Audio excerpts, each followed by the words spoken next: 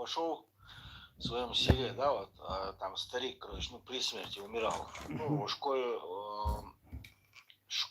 он учителем был у него. Типа подошел, короче, говорит, ты, короче, помнишь, когда ты меня в школе ударил? То есть ты думал, что я, типа, стану вот таким вот, короче, ну, правителем, да, таким богатым, короче. Разве не знал, что, типа, земля круглая, ну, круглая? Говорит, этот старик сказал, короче, что, короче, Рамзан, если сейчас до тебя дошло, что ты думаешь, эта земля остановилась, типа, короче, ну, он такая же, дуня, ищи, сетцами ашмаса, барбоксу.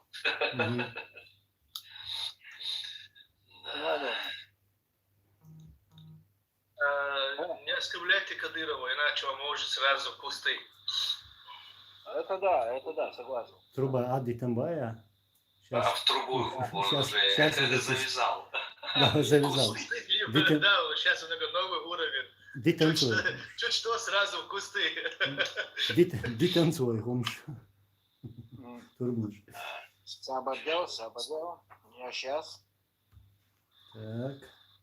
Анзор, а где ты живешь? Я живу в Норвегии. В Норвегии живу.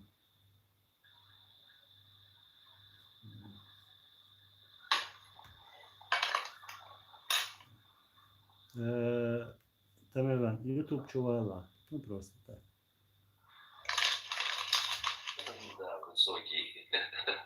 Густые кусты специально. Тропический лес. Ага. Да. В общем.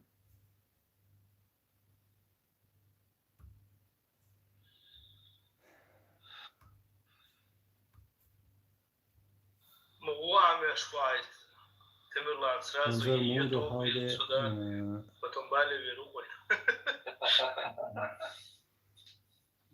Моду халде так, да.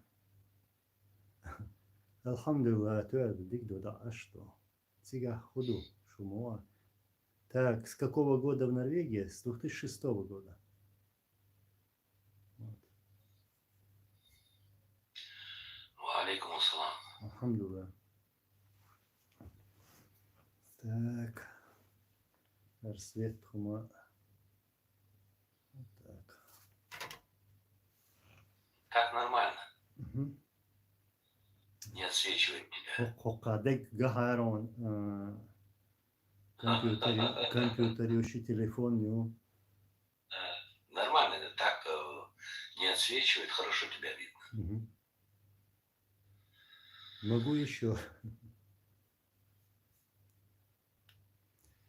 Так, саламашну. Дарк. Делер саламашалхан.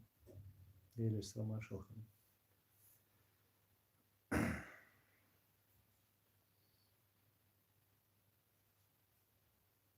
Так, Аэль, я умею. Аэль, готовить ешь. Сосах твою кухню, чуа. Движение всех ложь. Хуешво. Цаву? Да, не признается. Хокер хумкайладу. А? Что-то там хар-хур, там что-то там хрустел, что-то там делал, не знаю я. Не признается, не хочет показывать, что готовит. Особо сахарю мерзкую. Ага. Скорее всего, как всегда, картошу жарит. Вот. Тень, картошка, да, диколь. Ой, есу, из детства. Чуть хрустящая. Я же кого с чего хорзович. Да.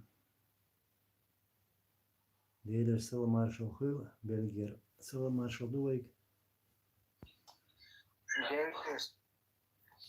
Как бороть? Валейкум ассалам, Мухаммад. Давайте все к Алифа едем. Валейкум салам. Он сейчас как нас с тобой отошьет жестко. Помнишь? Отшил уже. Он отшил, это, как ее там, Мария тоже отшила. Я не знаю, что они против нас имеют, короче, вообще нету понятия, если честно. Короче.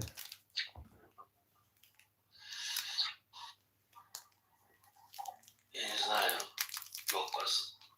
написал: мудрые люди, дайте мудрый совет, как бороть одиночество. Мгм. Тут, это вообще интересный вопрос, конечно. Мгм. Так, Мария, у вас есть вопрос? Маша, И Маша, как тебе там было? Кроме Э, языка. Не, кроме языка не было. Я спрашивала только последний раз по поводу земли. И все. Я имею в виду вообще, ну, к Анзору имеется вопрос? Анзору, Нет, ты нет. знаешь, ты в курсе, кто наш брат?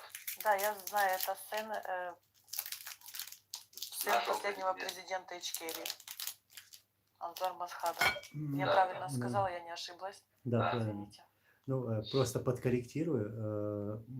После него были еще наши лидеры, которые тоже также погибли на войне против России. Дико Алхамдулилlah. Да, к сожалению, так. Абдулхалим Садулаев, Док Каумаров.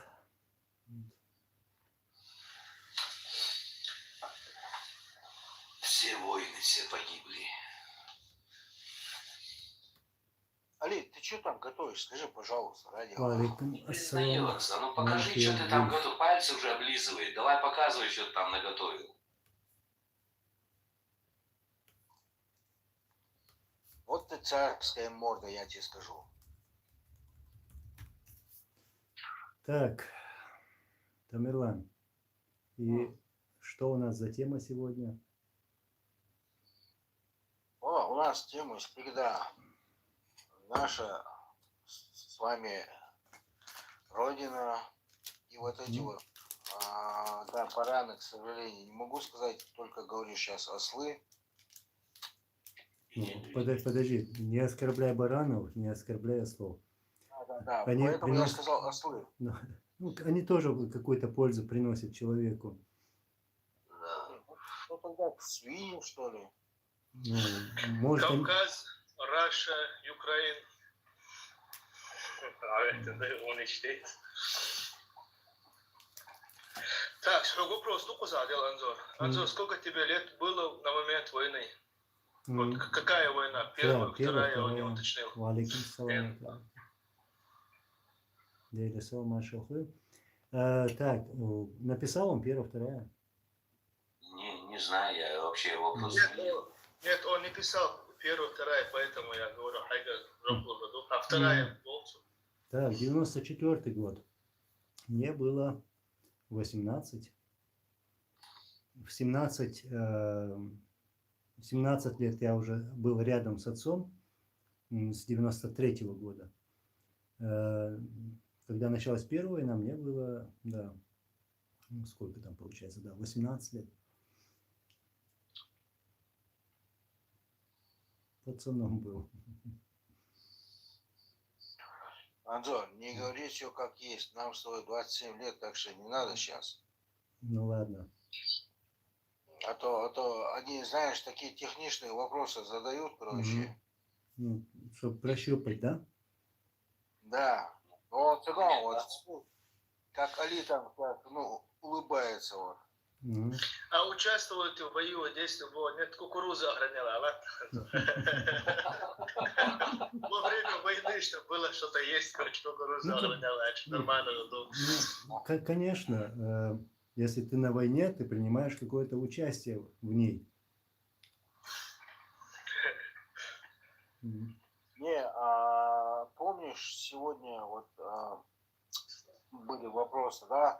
Какие были? Сегодня, короче, один наш брат зашел Мгм.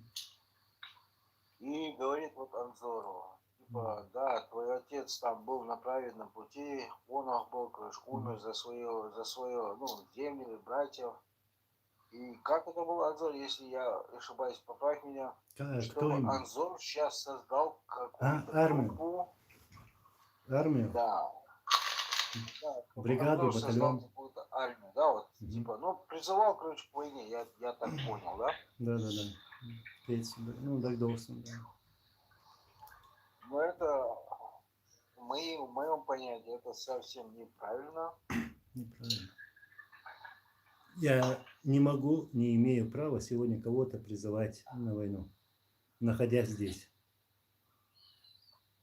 Вот мы ему, думаю, тоже ответили, сказали, хорошо, короче, встань впереди нас, А а мы мы за уже тобой. за тобой. Вечер в радость. Так, кстати, Бог Рафаэл Чувалисо. Да. Хуза. Сохуза. Так, Евгений, короче, ты мне не нравишься. Иди отсюда.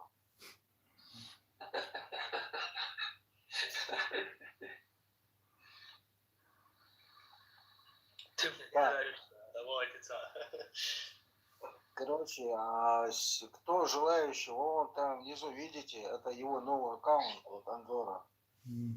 Все, кто желаешь, можешь на него подписаться. Если есть такие. Есть. Если нет, алло. Если есть желание и если даже нету, без разницы. Желательно подписывайтесь. Да. Тут, короче, Да, подожди.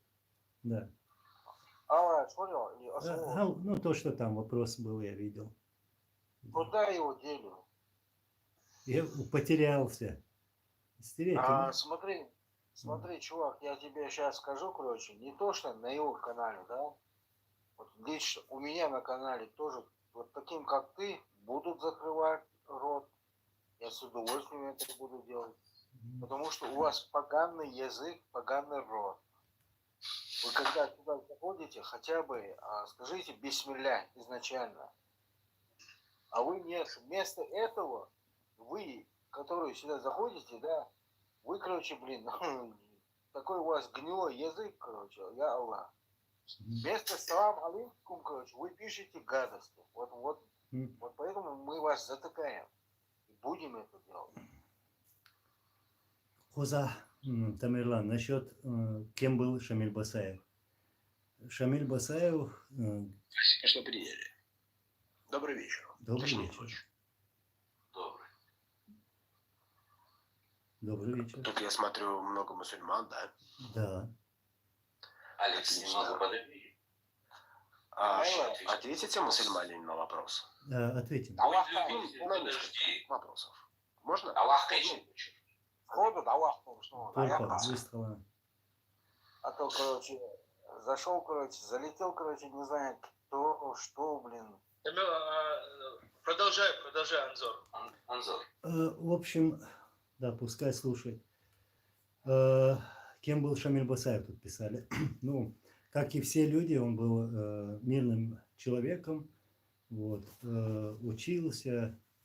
Потом, когда уже вот события развернулись, вот такие события развернулись на Кавказе, он стал военным человеком. Да, участвовал в разных войнах, вот, и вот воевал против русских оккупантов, будучи уже военным. Вот, и был командиром разведывательно-диверсионного батальона. Это еще до начала Первой войны.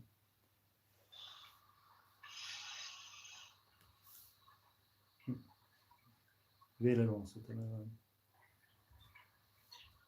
Так, Замир, по-моему, у нас давно сидит, кстати. Замиру или Эмиру? Эмиру, По-моему, Эмир. Точно. Хорошие мелкие буквы. Эмир, по-моему. Есть какие-то вопросы, Эмир? Задавайте. Мария, если есть вопрос, Мария, можете включить звук и задать вопрос. Здравствуйте. Я хотела спросить, есть ли какие-то государства, которые поддерживают Ичкерию сейчас, которые, ну вот европейские, например, на мировой арене, которые могут помочь с документами, с признанием геноцида и могли бы выступить, например, точно так же, как сегодня защищают Палестину в мировом суде? Сейчас самое первое государство, вот, о котором мы можем говорить, это Украина. Украина сделала такой шаг, вот, это признание оккупации Чеченской Республики Ичкерия со стороны России и признание геноцида, то есть всего того, что русские оккупанты делали на нашей территории, они называют своим именем, геноцидом. Вот, они сделали вот этот первый шаг, и это очень важный шаг, за что мы их благодарим. Конечно, работа проводится и с балтийскими странами, скажем, Польша, с ними тоже. И думаю, вот когда уже они сделают уже второй шаг, и будут и другие страны вот Европы, скажем, которые поддержат нас. Мы в это верим. Мы в это верим, и мы просто благодарим Всевышнего, благодарим и всех других остальных людей, которые вот действительно поняли, что на самом деле происходило и сегодня происходит. Что Россия это никакой не друг и плохой сосед на самом деле. Ну, при такой власти, которая у них есть. Если бы там были бы нормальные люди во власти, которые думали бы о своих граждан и там, о своих соседях, искать дружеские отношения, вот тогда нам тоже было бы легче. Так, тут вопрос есть такой. А в чем были виноваты дети в Осетии? Вероника, а в чем были наши дети виноваты? Даже, Тамерлан, извиняюсь, это уже надо у Путина спросить. Да. Или пусть спросит Кремль, Москва, у Кремль. матерей Беслана. У матерей Беслана, точнее, пусть спросят. Я просто добавлю сейчас, Верочка, и в чем были виноваты дети в Осетии. Осетине участвовали, во-первых, вот так скажем, во-первых, чеченцы никакого отношения к этому не имеют, именно правительство Ичкерии никакого отношения к этому не имеет, это во-первых. Во-вторых, именно этом первом школе, что делали с ингушами в 91-92 годах, это ответ к вам, осетинам, это во-первых. Во-вторых, сколько осетин участвовали в войне за Россию против Чеченской Республики Ичкерия. И в первой войне, и в второй войне. 6-я рота, всем скажу, 6-я рота, которая вылезала именно чеченских бедных жителей. И в чем Осетия была виновата? Я не говорю, что это была какая-то месть, да? Там были и 8 русских, которых ваша же власть сказала, как будто как неопознанные тела. Анзор, ты, наверное, слышал, 8 неопознанных тел. Да, слышал. Понимаешь? В 20 веке не могли опознать тел, которые даже не были сожжены, если на это пошло. Плюс откуда была там взрывчатка, откуда было уже готово оружие, кто занес это оружие, кто занес эту взрывчатку. И почему русский спецназ и русский ОМОН стреляли по школе из огнемета, из БМП? Как такое возможно стрелять даже из танка, из огнеметов, из РПГ, из пулемета, именно спортзал, где находились заложники? И почему ни одна бомба не была взорвана внутри, именно изнутри, почему не было? Если все было заминировано, почему ни одна бомба не была? И почему все дети, которые погибли, у них не было ранений именно в спину? Тут много вопросов у нас к вам, осетинам, и к вам, русским. Добавлю тоже. Вареника, я не знаю, что ты или кто ты, но вот я тебе сейчас так скажу. Вот сейчас сидит вот человек тут, да, он сын президента Аслана Масхадова. Вот я сейчас задам тебе вопрос. А почему вы не впустили Аслана Масхадова, да, когда он просился, дайте мне коридор, чтобы я смог туда приехать и поговорить с этими людьми. Когда ему не дали этот коридор, Аслан Масхадов, вот наш президент, он сказал, хорошо, тогда я буду пробиваться с боем. И он выдвинулся в сторону Осетии. Знаешь, ты вообще, если ничего не знаешь, да, лучше вали отсюда. Тамерлан, ладно, смотри. Зашел в эту школу и вывел оттуда детей. Количество не помню, 10, 15, сколько там было, не помню. Кажется, даже больше было. Ну, в общем, когда он обратился к этим захватчикам школы на вайнахском языке, на ингушском языке, то ему почему-то не только не ответили, но даже и не поняли, что он сказал. Тут, конечно, выставили чеченцев. И я не знаю, ну, как ты говоришь, Тамерлан, как там было. Там были многие национальности в эту группу входили. Это одно. Второе, почему те люди, которые должны были в тот момент находиться в тюрьмах, их отпустили. Вот. И почему эти люди оказались там? Ну, это сколько-то людей, я говорю, не о всем количестве. Это другое. И как Тамерлан сейчас сказал, почему тогда, если мы говорим о безопасности детей, там, если нас упрекают в этом чеченцев, вот, почему тогда Масхадова не допустили, не пустили туда, до школы? Почему русские побоялись это сделать? Да, именно, побоялись. Я находился тогда в Баку. Мне позвонил охранник моего отца, нашего президента, и передал такое: срочно передай средствам массовой информации такое, что наш президент просит минимальные гарантии безопасности, то есть билет в одну сторону, чтобы спасти этих детей. И Масхадов готов туда выехать. Мы это объявили везде, где могли, и по-любому, в любом случае, это дошло до Кремля. Дошло. Об этом все говорили. Вот. Но сразу после этого российские спецслужбы и военные, они захватили всех родственников вот, по моей материнской и отцовской линии. Всех родственников, женщин, стариков, детей. Их забрали на машинах, на вертолетах и отвезли на военную базу в Ханкале, в Грозном. Почему? В качестве заложников.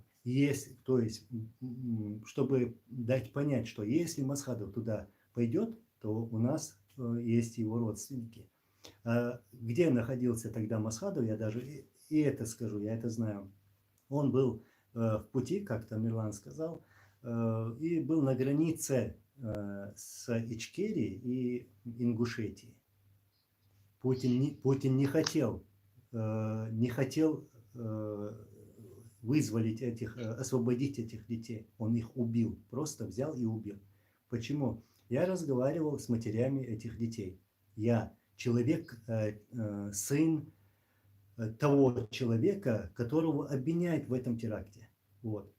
Я встречался с ними несколько раз, общался с ними, и матери этих детей, они врать не будут, не в их интересах это.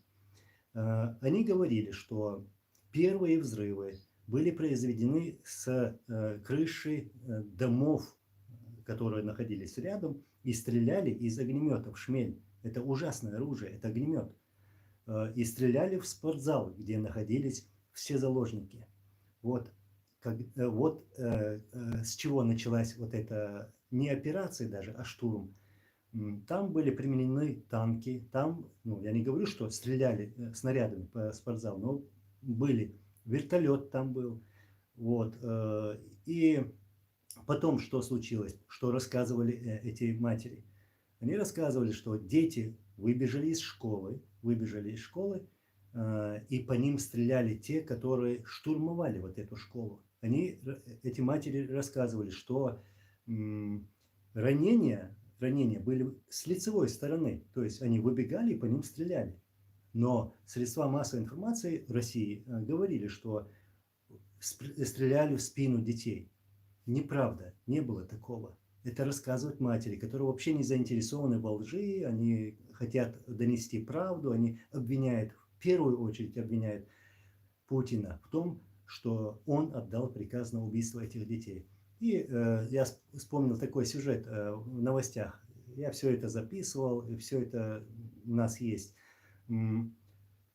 Ведущая телеканала, в телеканале все под контролем ФСБ. Просто так информация там не проходит. Говорит, что вот, и показывает спортзал, вот то баскетбольное кольцо, где находилось самое мощное взрывное устройство. И потом якобы это устройство упало, взорвалось, произошел взрыв, И тогда якобы спецназ пошел на штурм. Ложь. Если бы устройство взорвалось бы, то не было бы того баскетбольного кольца. Это одно. Второе. Взрывчатки, которые показывали нам по телевизору, были с электродетонаторами. Ты его бей, кидай, эта вещь не взорвется. Вот. Ну, там много вопросов. Много вопросов. Почему и как доставили в эту школу оружие? Вот, именно в школу. Там очень много вопросов.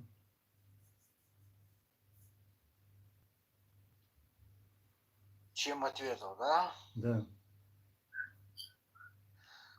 Просто многие, думаю, не хотят, ну, слушать, не хотят, ну, воспринять это, Не да? хотят. Вот Да. поэтому я всегда говорю, Уперто стоят на лжи. да, если вам что интересно, пускай обращаются хотя бы к матерям этих детей, вот именно с Беслана. Почему они по сегодняшний день обвиняют в этом Путина? Мгм. Вот по сегодняшний день. Да. Я сейчас скажу. Горло уже пересохло. Я был на конференции, вот, ну, в одной стране, без разницы. И там на этой конференции присутствовали вот эти матери. И я поехал именно для того, чтобы увидеть и поговорить с ними. И вот во время паузы на этой конференции ко мне подошли журналисты и вот говорят: вот, Анзор, с вами хотят поговорить матери тех детей, которые были убиты в Беслане. Ну, я говорю, с большим, огромным удовольствием. Подошел, принес соболезнования от имени себя, там, всех чеченцев, вот, и рассказал то, что я знаю. То есть, что Масхадов говорил, что он предлагал, как предлагал и так далее и тому подобное. И они мне все это рассказывали. Я им говорю, ну, такую важную вещь, действительно, на самом деле, я им говорю, для меня нет разницы, что осетинская мать, что грузинская, ингушская, то чеченская, дагестанская. Мать есть мать. Вот. Это ужасно, да, ужасно захватывать детей, тем более убивать детей. И уже я вот сейчас говорю, почему о наших не говорят? Почему мир об этом не говорит? Сколько детей было убито у нас в Ичкерии под бомбами, расстреливали, беременных женщин расстреливали в живот. Вот. Об этом не говорят. 40-45 тысяч детей убито у нас. Это огромное число для миллионного народа. Об этом не говорят.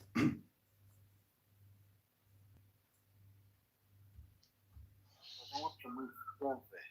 Потому что мы Франция. Это мы говорят. К сожалению, это так. Да. Так, Украина, по-моему, это вчерашний, да, если я не ошибаюсь. Я всех вас приветствую. Да, приветствую. Ассаламу алейкум. Валейкум Витаю на украинском. Анзор, можно задать вопрос? Конечно. Как-то у Томсо я как-то там он давал нашему журналисту там был у него стрим с нашим журналистом, и как-то был такой разговор, что вот когда в Буденновске была вот эта вот операция, или как там она называется, я вот не помню, что у Басаева она как-то не пошла по плану.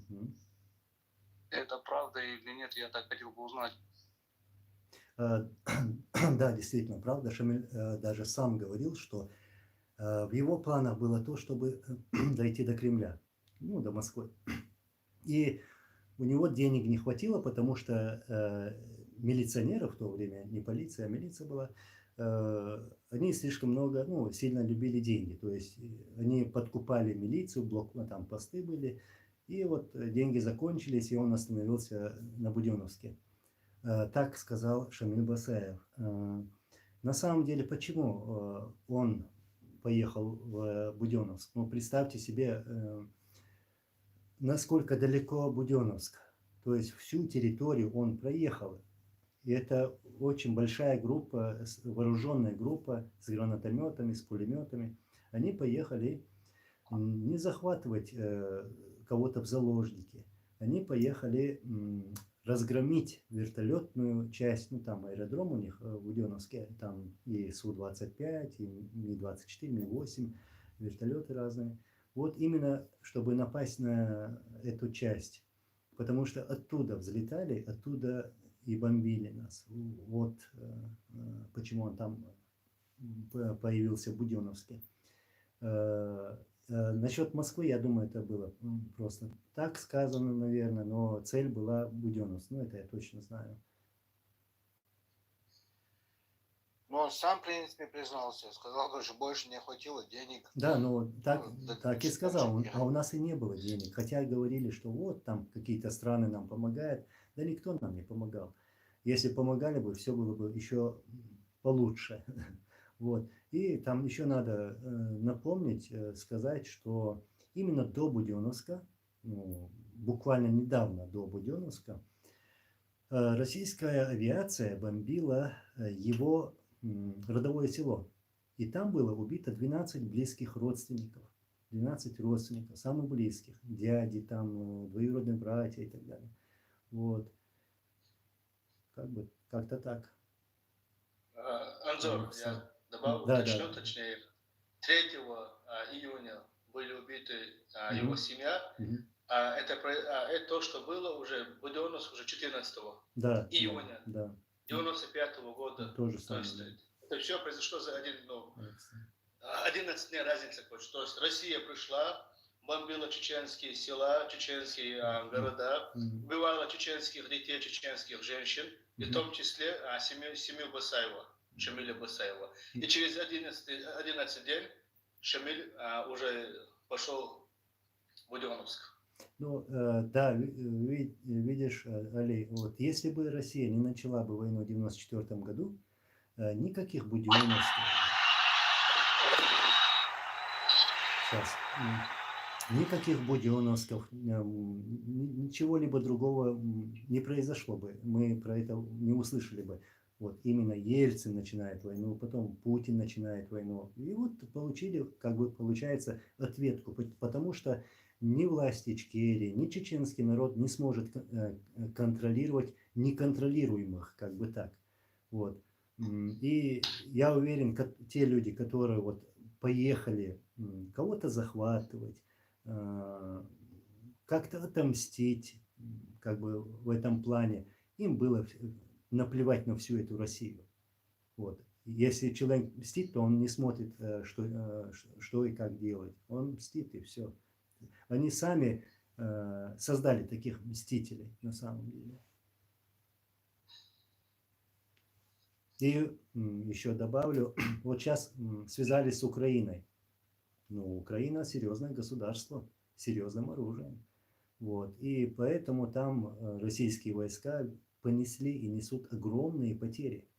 И потом это скажется в не очень хорошем формате. Вот.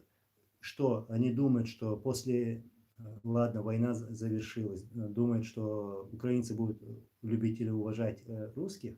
Нет, конечно, нет. Так же, как и мы, чеченцы. Нам уже надоел этот русский мир, это вся Россия.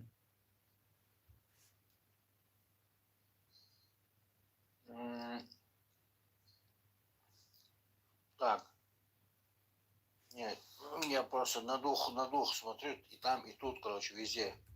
Ну, и в Ютубе, и здесь. Не нравится мне там этот один, короче, можешь его даже вышвырнуть оттуда, короче. Кого? А есть Оля, как говорится, тебя флаг в руки, да, по-моему? Уже Оля знает. Алло. Ребята, приветствую всех. Свободу народу Чечни, свободу народу Спасибо. Украины. Буду Спасибо. тихо говорить, потому что я уже в кровати лежу. Короче, соседи, чтобы не пугать. Понял. Понятно. Здорово, говорю. Здорово, Андрюх. Да, привет, приветствую всех. Кому вам придется уважать? Кого нам придется уважать? Ой. Китай? Не знаю. Нам Так, придется уважать. И отсюда уважатели. Ядрени фени.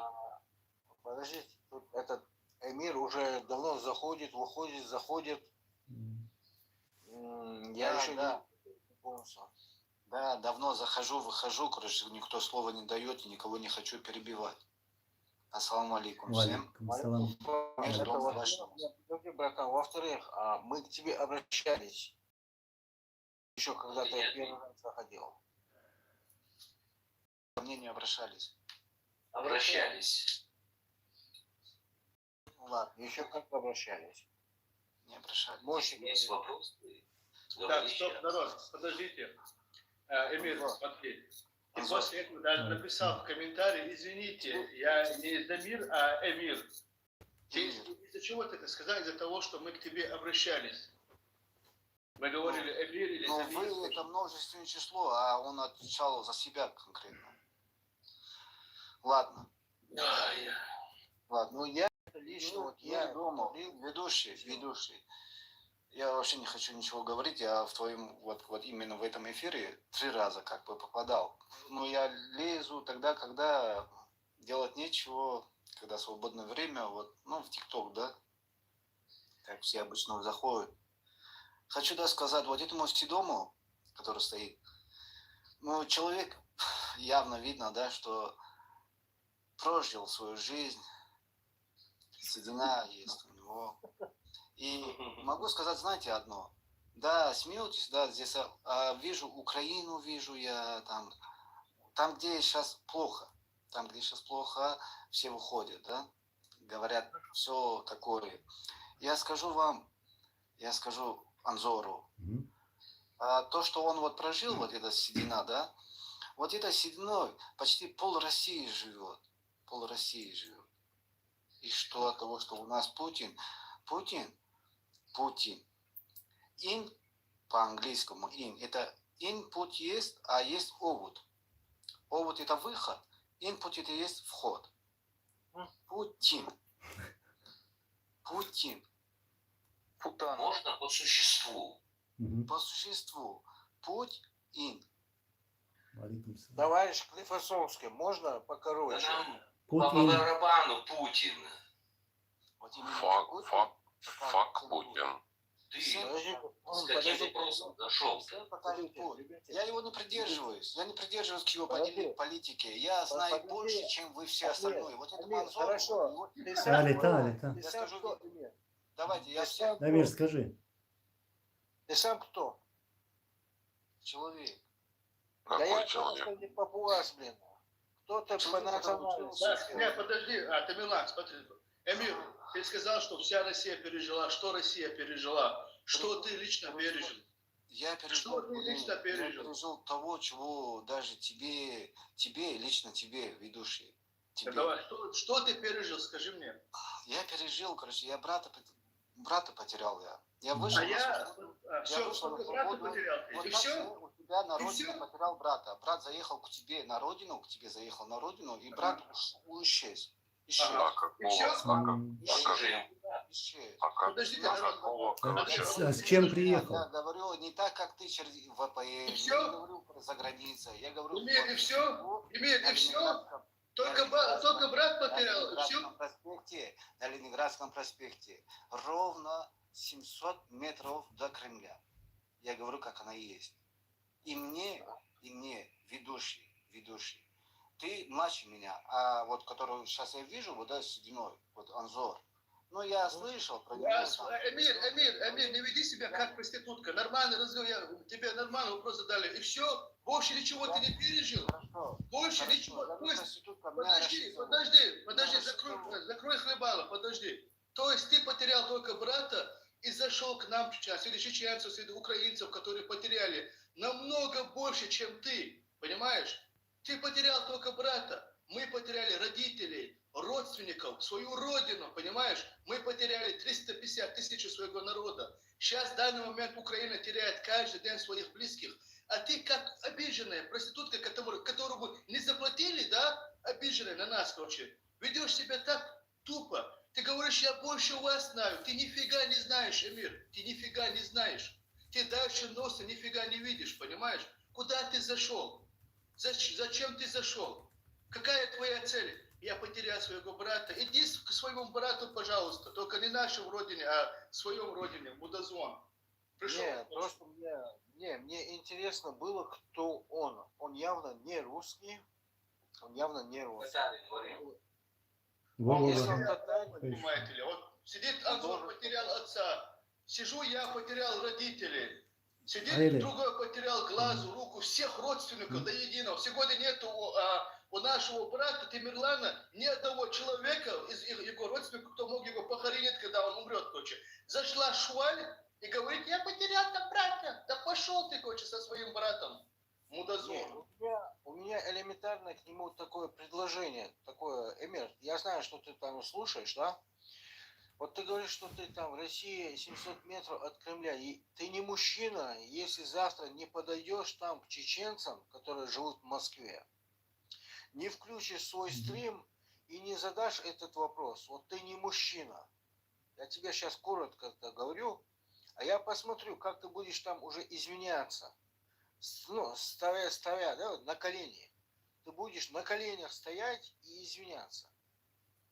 Прежде чем сейчас на нас кидаться, вот, которые мы тут сидим, завтра включи стрим вот у себя, да, вот в Москве.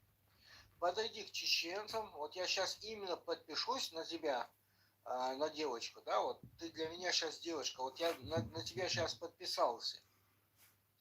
Завтра включи стрим, пожалуйста. Подойди к чеченцам и покажи, короче. И я тебе клянусь, ты будешь вот извиняться. Потому что ты не мужчина. Я сожалею, да, вот, но ты не мужчина.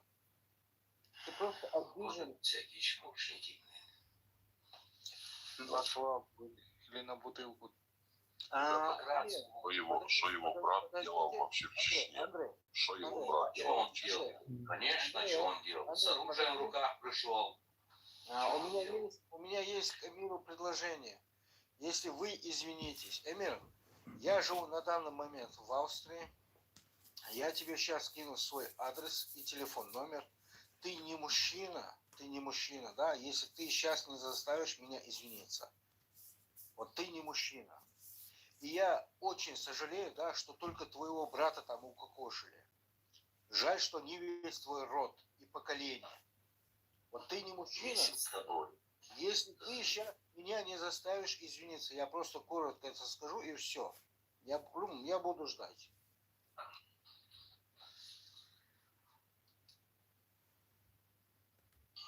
Зато он к нам сюда претензии делает. Вот поедь в Чечню, Чечня там рядом.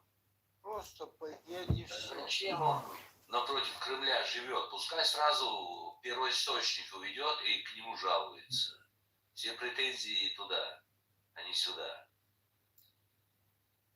Обиженная. А когда тебе русские говорят чушка, когда тебе русские говорят, короче, что ты не мужчина, почему ты у них, короче, ничего не спрашиваешь?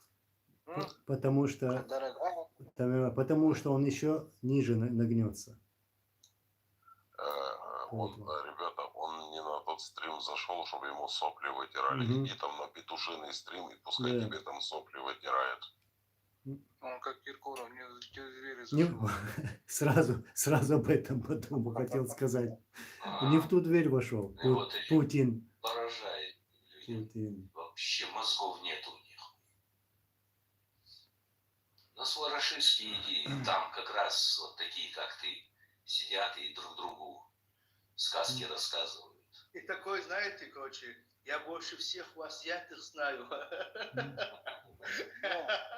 Я пережил то, что вы никогда не пережили, короче. Смотрите, я даже больше скажу, когда я у него спросил, кто ты по национальности, да, у него даже душка не хватило сказать свою национальность. Тогда о чем тут говорю? Если человек не смог сказать, кто он по национальности. Вот я говорю, да, я чеченец, алхамдулилlah, я это сказал и буду говорить. Я не стесняюсь своей национальности. А он, видать, постеснялся. Он же напротив Кремля живет, ты чё? Я в Может, этом он там убирается? сомневаюсь. Мы этот Кремль труба шатали. Да. 700 метров там. Ну, хорошо, что он еще не живет в Кремле, если честно. 700 метров от него живет. Как тут сказали, ну, он не русский, может, татар, может, да, мне тоже так показалось, башкир, татар, не знаю, но у нас же их очень много было, ну, Да. в русской армии, которая к нам зашла, и, скорее всего, брат поехал нас убивать, и там, и он или потерялся, или убили, не знаю, ну, что, не надо заходить в чужой дом с оружием, правильно. Ну, Правильно сделали. не, у них другая логика. Угу. Они приходят в чужой дом с оружием, и их должны встречать с караваем, что ли? Да. Это как, знаете, когда украинцы, например, потопили корабль или разбомбили там на территории Российской Федерации там что-то, сразу начинаются стримы, вы, хохлы, за это ответите. Зашли чужие земли, оккупировали чужие земли, убивают, уничтожают, каждый день бомбят из разных видов орудий. А когда отвечают хотя бы 1 миллипроцент, да, маломальски, когда отвечают, сразу вы за это ответите. Вот всего лишь русский мир, русизму. Ребята, смотрите, да, мы отошли сейчас на свои позиции другие, да, на вторую линию обороны, но за три дня практически 5000, короче, русских наши ребята убили. 5000. Да, у нас есть потери, но не такие. Сейчас вообще президент Чехии сказал, что нам будут передавать, короче, 500 000 снарядов 155 миллиметров и 122 миллиметра, еще 300 000 снарядов. Сейчас посмотрим, русские, как вы заговорите. Так, бабуся, да? Вот ты молодец, вот правильно сказала. Приехал бы в гости, не потерялся бы. Да, все верно. У нас гостей любят и уважают. Надо было брату GPS купить, чтобы он не потерялся. Да. Похоже на то. Он на это еще не подметал там, ну, на GPS, понимаешь? Там надо работать. Если бы мозги, короче, то бы не потерялся. А если мозгов нет, ну так что сделаешь? Его семья вся потерянная с детства. Так, братва, я сейчас выйду, мое место не занимайте, я зайду со своего другого аккаунта, потому что этот аккаунт такой, ну, неустрашаемый, так скажем. Все, оставили. Я вообще завтра на другой свой аккаунт, короче, хочу поставить, короче, фотку Хаттаба. То есть... Ну, как раз порадуешь. Убьешь их. И пускай, короче, и напишут. Ждем Тамерлан.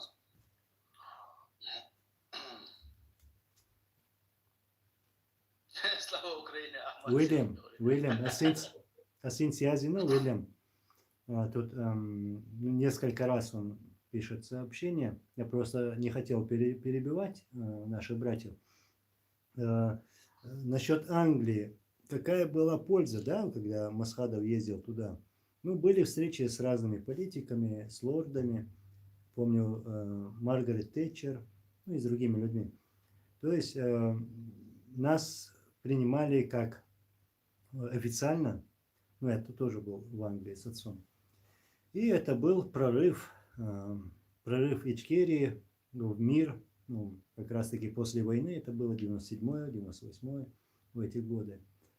Так что, конечно, польза была. Англия не единственная страна, которая нас принимала, ну, Соединенные Штаты, Арабские Эмираты, Саудовская Аравия, Турция, ну, и другие страны. Так, нохмаль, салам алейкум. Валикум салам.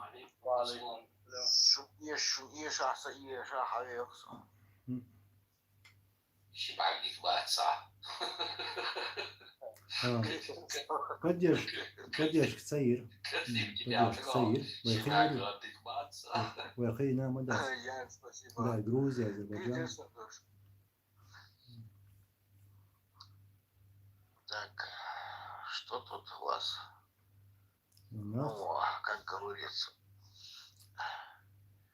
А то, знаешь, просто я захожу с того аккаунта, короче, ну, люди в основном, да, хотя враги мои знают. Даже там мне имя говорить не надо, и то знают. Хотел услышать. Враги вообще за всем бегают, короче, по всем стримам. мгм. Они, если видят, короче, аватарку, они бегут туда, бегут сюда. Они короче, вот эти цепные собаки, знаешь, короче, и нюхают, Алейкум короче, салам, да. и там, и сям, короче. Да, это твой. Я тут согласен. Так, Али, тебе вопрос. Почему ты, во-первых, камеру выключил и понял, что ты там кушаешь? Он хомячит. Я вижу, что Анзор кушает, да, я Мгм. Первый раз за сегодня, можно сказать. Кушают, не скрывая, скажешь. Мгм. Я уже все закончил, просто уже перевариваю. Я знаю даже сейчас, что будет. Он сейчас скажет, что опять связь пропадает. Так, встретимся, я тебе популярно объясню. Так, что, кому что хочешь объяснить? Встретимся. Популярно объяснит он. У тебя популярка не выросла, иди отсюда. Объяснит он. Ребята, я вот, например, после вчерашнего своего стрима, я столько увидел, сколько хотят мне объяснить, сколько хотят Мгм. меня найти. Да, пожалуйста, все знаете, где я живу. Хотите, приезжайте, короче, поговорим, Йохан и Бабай. Это ж не проблема. А поверь мне, у тебя еще все впереди. Привыкай. Да, Тамерлан, я вообще никого не боюсь, короче. Кроме Бога я никого не боюсь. Мне плевать, что они там пишут. Пускай пишут сколько хотят.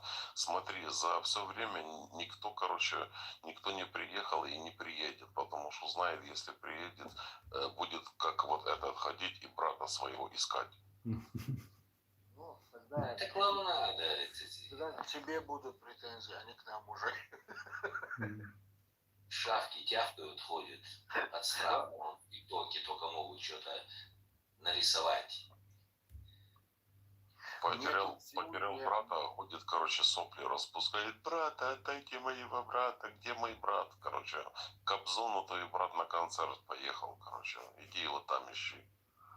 Они все там оптом оказались. Мне сегодня тут даже сказали, что я, как сказали, что я, короче, такой злой, короче, ну, человек, что ли, там, типа того, что все меня боятся, что ли, я не знаю. Короче говоря, меня сделали, знаете, как? Бабайкой. Перед Не-не-не, метро. как это сказал, помнишь, любитель, как это сказал наш брат, там, как он там написал, я Аллах. Тамерлан, это ичкерийский Кадыров, короче, кроме предательства, короче, ну, как бы так меня сравнили уже, короче. Шутил, написал потом. Да.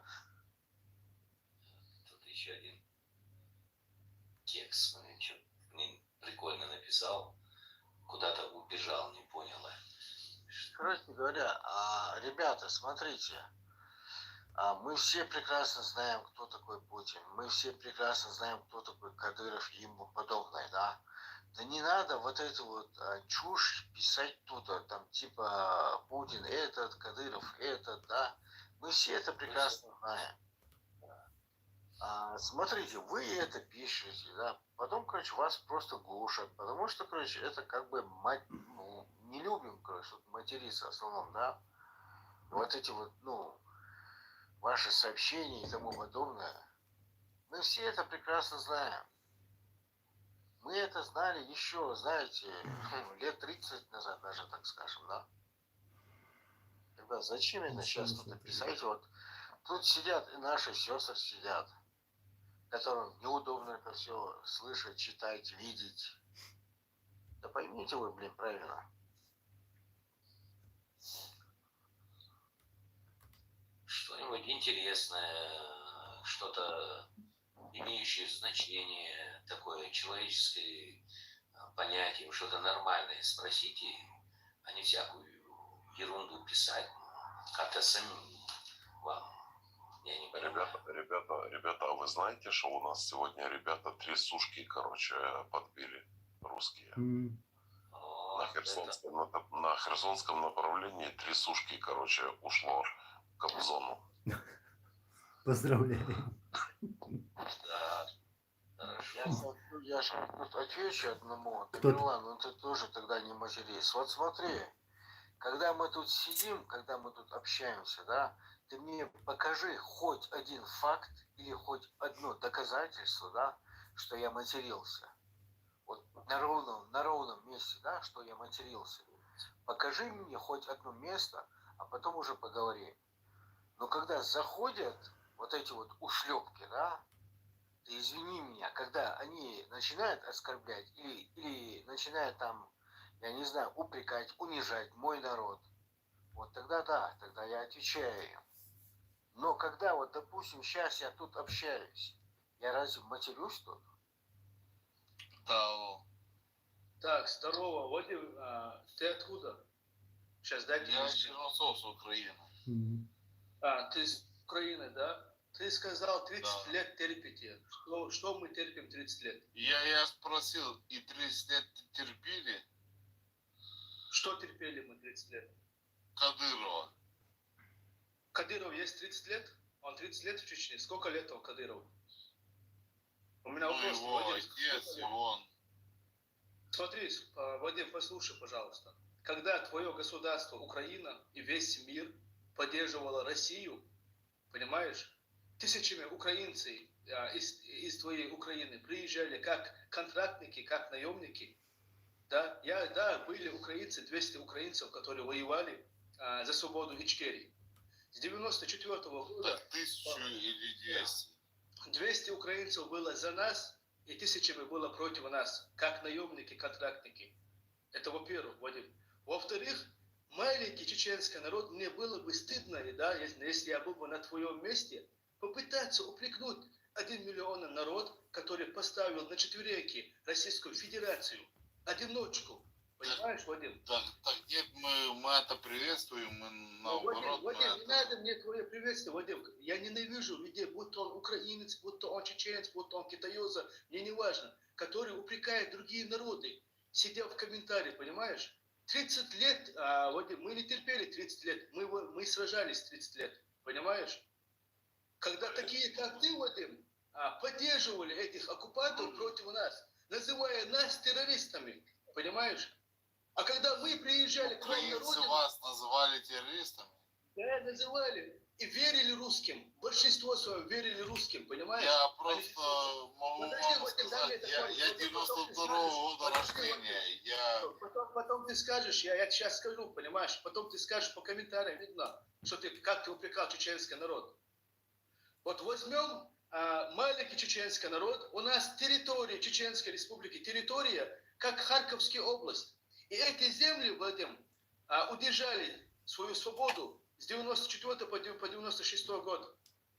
Просто взяли, короче, пинком под зад выкинули российскую армию.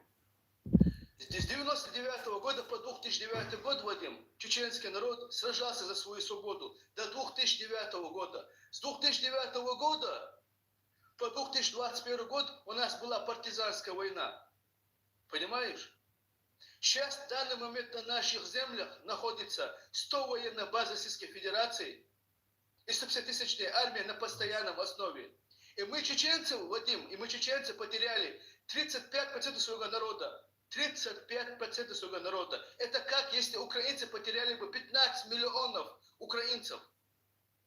И несмотря на все это, сейчас на территории Украины уже создано 6-й батальон чеченцев и сражаются за свою свободу, за нашу и вашу свободу. Как когда-то воевал Саша Белый за нашу и вашу свободу. Джахар Дудаев предупреждал вас, украинцев, что будете вы следующими. что вы будете воевать против России. Понимаешь?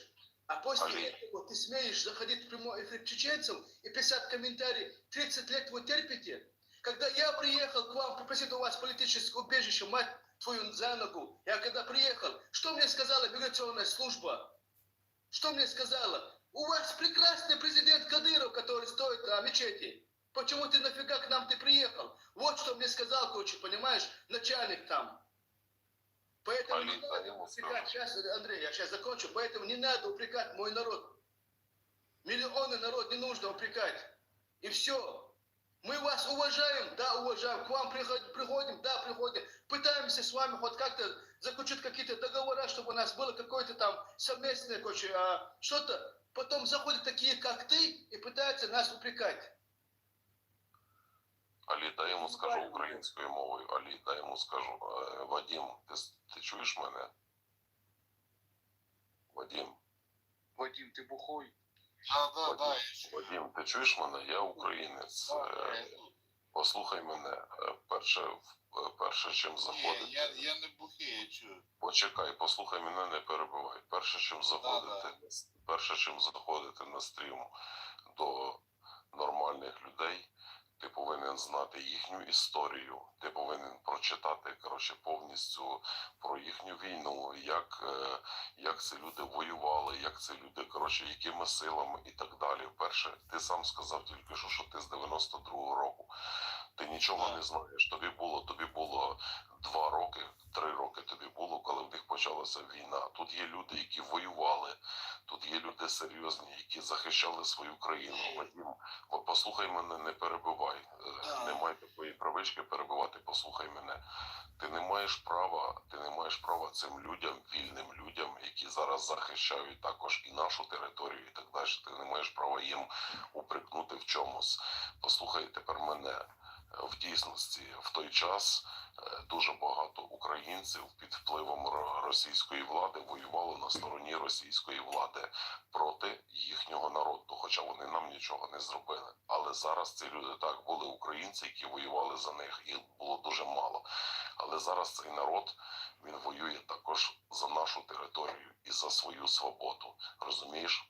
Вибачся, будь ласка, перед цими людьми, як людина, вибачся перед ними і скажи, що ти неправильно написав і зробив. Я тебе прошу як українець. Якщо ти українець, зроби те, що я тебе зараз прошу. Тому що ці люди, вони заслуговують на свободу, ці люди заслуговують на гідне поводження з цими людьми. Ці люди зараз разом з нами в наших рядах стоять. Якщо ти людина, якщо ти українець, попроси в них всіх вибачення і скажи, що ти неправильно сказав і неправильно написав. Як хочеш, то є, послухай мене або не послухай. Андрей, смотри, нам, во-первых, не нужны его извинения, это во-первых. Во-вторых, мы, допустим, знаем вот украинцев, да, мы знаем это, вот Али знает это, я знаю это, вот Анзор знает это, и остальные тоже это знают. Мы никого не просим, чтобы кто-либо сейчас, да, допустим, извинялся и тому подобное. Нет, мы этого никогда не просили и не просим. Но просто вот, да, мало таких людей, вот, допустим, как ты, тоже вот, Андрей, да, которые, допустим, объясняют или стараются объяснить своим же землякам, что не надо, допустим, упрекать. Вот, наверное, ты с нами уже давно, Андрей. Ты уже несколько раз, наверное, видел, да, как заходят, сразу же начинают нас упрекать.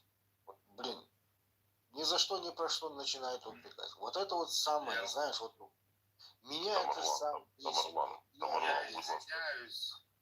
Тамерлан, будь ласка, Вадим, послухай ще раз мене, Вадим. Да. Я тобі ще раз пояснюю, перше, чим упрекати. Не надо поясняться, я скажу сразу. Послухай, дивися, давай я ще раз. Вадим, послухай мене, давай я тобі зараз скажу, ти потім скажеш свої слова, вибач. Дивись, перше, чим зайти до людей або писати щось, людей, яких ти не знаєш особисто, людей, яких ти, про яку історію ти не знаєш, будь ласка, не роби цього, тому що зараз у нас ворог один, це є Росія, а ці люди зараз стоять за нас. Я вибачаюсь, я думаю, я був неправий, я не дуже я не знаю, як правильно сказати по-українськи, я не дуже і Освічений, знаю, освічений. Ну, я не освічений в історії Чечні був.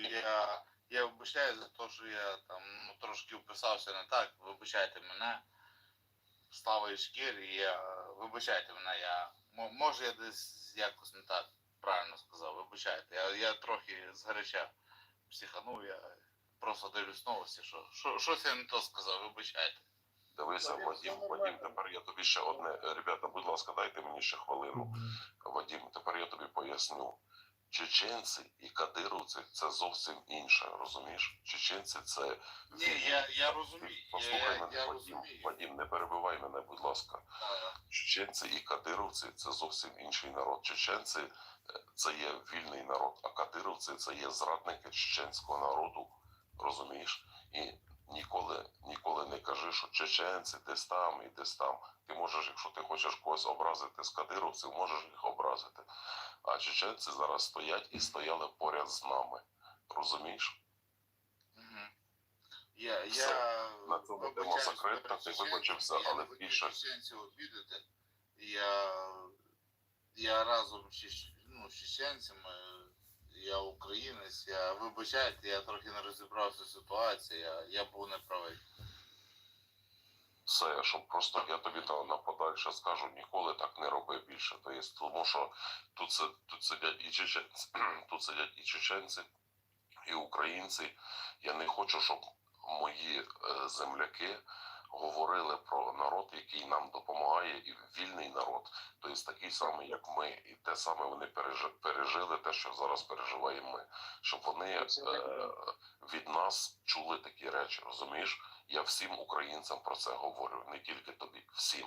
Все, Вадим, я мовчу, коротше, я тобі сказав те, що я думаю. Я вибачаюся, якщо можна мене виключити мене з цього стріму, я просто переключився, я був на другому стрімі, і тут я переключився сюди, і я вибачаюсь перед чеченцями, якщо я когось Вадим, все нормально. Я сейчас добавлю, Вадим, разница между русскими и украинцами, как раз таки, которые я говорю, вот это разница. Понимаешь, вот это и есть разница. Если на твоем месте был бы русский, он нас всех сейчас посылал бы налево, направо, хоть и стоял бы на своем, хоть он прав, хоть он не прав. Вот это и есть разница между украинцами и русскими. Дякую. Дякую, Вадим, дякую. Спасибо большое. Я вам теж дякую, що ви мене зрозуміли. Всього вам найкращого. Виключіть мене з цього стріму. Дякую, всього вам найкращого. Дякую. Дякую. До побачення. До побачення, Вадим. Спасибо за такую прекрасную речь и что дали понять молодому человеку, что на самом деле, где истина. Спасибо. Анзоров, ты понимаешь, ребята, вы понимаете, что надо, он с 92-го Да, года, ну, он да. ничего не знает, Не и ему знаю. надо вот это объяснять. Он зашел, он сейчас сидел, как он говорит, на другом стриме, там, где идет срач, и он с этим срачом зашел сюда, понимаешь, и он не разбирается, он думает, что здесь тоже такая самая тема, как там, то есть, и ему надо объяснить. И вот я, например, вижу, что этот человек вообще не потерян, потому что он осознал то, что он сказал, и он извинился. С нашей стороны мы должны проявлять какое-то терпение и понимать, что вот, да, вот возраст, он ничего не знает. Многие другие тоже не знают. Ну вот как-то, когда вот крупномасштабное вторжение было российских войск, именно вот, после Бучи это было. В общем, я раньше говорил об этом, со мной связывается украинец, мой одноклассник, и пишет мне: Анзор, я рад тебя увидеть в интернете, он мне в социальных сетях писал. Я не понимаю, как чеченцы могут приезжать к нам, украинцам, и воевать против нас. Мы же вас не убивали, вот так. И я ему тоже то же самое объясняю. Я говорю: привет, я очень рад, что ты мне написал, но знаешь что, это не чеченцы, те, которые приехали убивать украинцев. Это предатели чеченского народа. И мы их, чеченцы, чеченцами не считаем. Это предатели, которые забыли то, что сделали с нами и делали всегда вот русские. Вот объяснил там все это, всю вот эту ситуацию, коротко, историю этих Кадыровых и так далее. Вот. И когда вот в Украину ездил, с ним встречался, по сегодняшний день держим связь, он тоже как волонтер, он помогает ЗСУ. Вот. Поняли друг друга? Вот понимаешь, Андрей, почему меня все время вот это вот задевает, да, вот ты знаешь, меня уже, ну, я думаю, достаточно, так скажем. Ты знаешь мою реакцию на таких. Да, конечно. Я вот обычно, в последние дни, я это часто говорю, я люблю свой народ, я ревную точно так же свой народ. И когда упрекает мой народ, вот знаешь, уже последнее время, мой народ упрекает очень многие. И ты знаешь, я уже устал, короче, да, я не хочу, чтобы упрекали, я не хочу оправдываться. Да, когда на меня находят, да, я отвечаю конкретно. Я отвечаю и своим, я отвечаю, и не своим, и всем. Да, вот Али знает тоже. Али тоже несколько раз мне говорил, Тамерлан, собор, ну, терпение. Вот у меня нету этого терпения, я признаюсь в этом. И поверь мне, я уже, знаешь, ну, не люблю я, когда упрекают мой народ. И точно так же и ты не любишь этого, и другие не любят этого. Но почему-то большинство людей думают, что если нас упрекают, мы должны молчать. У меня возникает вопрос, почему я должен молчать, когда упрекает мой народ? Я не буду молчать, я думаю, никто не будет этого. Ну, еще одно, я коротко скажу. Вот Али знает, вот этот вот человек, да, он извинился, спасибо ему. Но, смотри, он тут с нами сидел, он поднимался, спускался, поднимался, он слышал наш разговор, он слышал наше общение, понимаешь? Вот это вот меня основное задело. Тамерлан, во-первых, я думаю, что он 100% был пухой, потому что видишь, какая у него речь. Это 100%. Короче, как бы, я тебе скажу так, что мне тоже стыдно за таких людей, понимаешь? Мне стыдно. И я тоже хочу, я где вижу таких людей, я стараюсь им объяснить. Я не говорю им, короче, то есть, что ты не прав, там туда-сюда. Я стараюсь им сначала объяснить. Потому что много людей, короче, они не хотят учиться, они не хотят читать, они не хотят вообще куда-то вникать во что-то, понимаешь? Им легче вот прийти и кого-то, извини за слово, Джейн, закрой уши, обосрать просто-напросто. Ну, я говорю, как я говорю, да? Ну, реально обосрать просто. Ну, так нельзя. Понимаешь, и этим людям надо, короче, да, он сказал, извини и так дальше. Но это ж не говорит о том, что завтра не надо взять и почитать, короче, кто такой чеченский народ, что это за народ, какая у них была война, какая у них сейчас позиция и так дальше. Это надо вникать, читать, а легче всего взять просто телефон, зайти, короче, кому-то в стрим и болтать, короче, болтать. Это легче всего, понимаешь, то есть, а учиться это тяжело, да, конечно, это надо читать историю, это надо, ну, что-то вникнуть. Нет, Тамерлан, я видел много таких людей. Салам алейкум, дорогие мои мусульманские братья. Валейкум ассалам. Салам алейкум. Валейкум салам. Салам алейкум, чеченский народ, братья. Я ваш брат Азербайджан. Мы всегда Брат азербайджанец, подожди, ради Аллаха, я просто сейчас обращусь на своем языке. Окча Ламберт, я зина, и типа Ария, Лира, и что здесь хожу, совыш, диц, дуя, Ария, лях, царя, лях, диц, дуя. Он делает часу, а сбог сум, ордена, дуя, сакан, дуя, сакан, саежи, сакан, дуя, саняшо, вахтар ши, сун, иш ордена. Диц, чи, цандах хитер, дуя, ухандах хитер, дуя, уже хитер был нах, дуя, так вахтар ши, ца ези. ويتبع العطعة وين دغنك دغن ويتبع العطعة تندل ناها وين هو حقول. Я извиняюсь, брат, можешь говорить. Дорогие мои братья и сестры, чеченский народ, я вас приветствую. Дай Аллах вашему народу, нашему народу здоровья, счастья, цветения. И мы всегда чеченский народ поддерживали, потому что мы все, альхамдулилlah, мы все мусульмане. Мы первую Карабахскую войну, мы никогда не забывали, чеченские братья нас помогали. Или вторую Карабахскую войну тоже чеченский народ помогали. Мы не забываем, у нас одна держава. Мы, знаете как, у нас такая традиция, что старше надо уважать, ценить и любить. Что касается Украины, Украина тоже наш братский народ, потому что Украина и азербайджанские отношения очень высокий, я скажу, уровень. Что касается сейчас Украины, война, конечно, у нас душа болит. Мы как азербайджанцы, душа болит. Мы хотим, чтобы Украина свои оккупированные земли назад вернулся, как мы в 2020 году Карабах вернулись. Я тоже хочу сказать, что вы очень хорошие эфиры открывали, очень приятные эфиры. Я вас все время видел и заходил к вам. Что я могу сказать, чеченский народ? Дорогие мои братья, Чечения уважаю, люблю, дай Аллах вам здоровья, всегда цветите.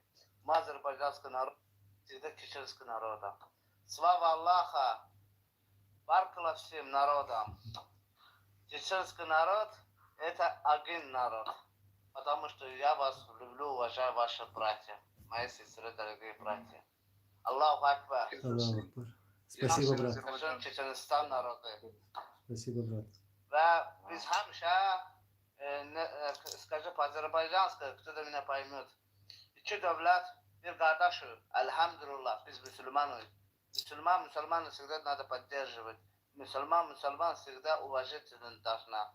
У нас старшими, асакала и матери уважать надо, ступка надо, друг друга надо любить, уважать и ценить.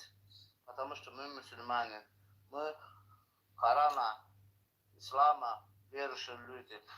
Чеченский народ, я всегда говорю, у меня очень много друзей, очень много из Кары, Чечня, много друзей.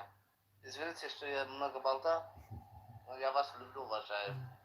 Ассаламу алейкум. Алейкум салам. Я Спасибо, шасун брат. Чеченстан, я шасун Азербайджан и Украина. Спасибо, алейкум салам. Валейкум салам. Сау. Береги себя, брат. Сау, салам алейкум. Алейкум салам. Вот пока есть такие хорошие соседи, у нас ничего не потеряно. Очень приятно. Ну да, действительно, когда в трудные времена мы друг другу помогали, они нам помогли. Во время Карабах, вот война там, да, были участники войны. Тамерлан, кажется, ты публикации делал, да, да, наших братьев, которые там погибли. Да. Могилы. И были азербайджанцы, которые у нас воевали против русских оккупантов. Вот так и должно быть. Друг другу помогать во всем. Спасибо брату. Чоксал, как говорится на их языке. Всегда надо быть за справедливость, все правильно. И друг другу надо всегда помогать. Всегда надо оставаться людьми. Вот в чем дело. То есть они просто зашел, короче, высказал непонятно что и пошел, короче, дальше. То есть людей, скажем так, сделал, короче, плохое настроение людям, да, то есть, а потом, короче, типа извиняться, Да не, у меня настроение отличное. Андрюха, так бывает. Андрей, Просто все люди разные, как ты предыдущий раз сказал. Ну, люди, многие не хотят думать, не хотят читать. Вот это невежество и есть проблема людей.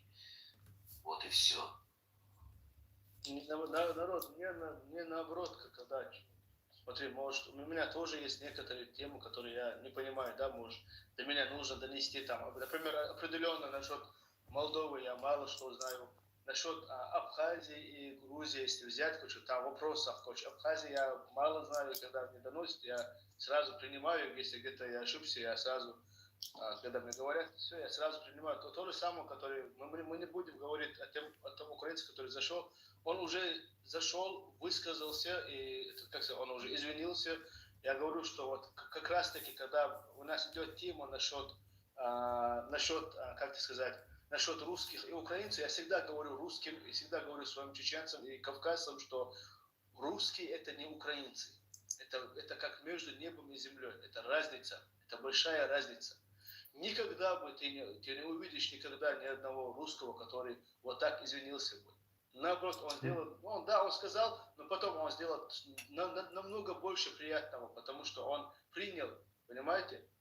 А я думаю, что даже если там какой-то кавказец зашел бы, он сразу говорит, да пошли бы, буду я перед вами извиняться, короче, все, пошел бы дальше. Поэтому уважение к Вадиму, короче, закроем эту тему, не будем, короче. Вадим, все хорошо, Вадим, все конечно. У меня сейчас тут новая жертва образовалась. Какая? Так, тут я давно наблюдаю вот за одной Наташей, да? Она все время пишет тут, короче, но подняться она не хочет. Так, где-то Наташа, неужели убрали? По-моему, убрали уже. Самоликвидировалась. Что была она тут? Яна, вот ты шустрая, я тебе скажу. Она строчила вот так усердно комментарии, короче. Яна, почему ты убрала ее? Наташа, поднимись, пожалуйста. Наташка, ты тут сейчас писал комментарии, да, что если ты там не боялся бы или боялся бы, что ты тут и не сидел бы, ну и тому подобное. Я не знаю, чего ты там хотела. И где ты сидишь? Да. Там просто Джейн всех держит на прицеле и сразу с карабина. На. Молодец. Сестра наша, огонь. Не, я просто не хотел перебивать, поэтому, конечно, долго терпел, короче. Но хотя я за этой Наташкой давно уже наблюдал. Салам алейкум. Алейкум ассалам. Ахмад Сила Аллаху. Вот Аллах, короче, нормально, мы здесь слушаем. А мы ширу. Наташа, хадиса, мы ширу. Наташ, иства. Что уже? Я тебя рад, да. Да. Это понятно, если он полетел, короче, наверх, это по-любому сила.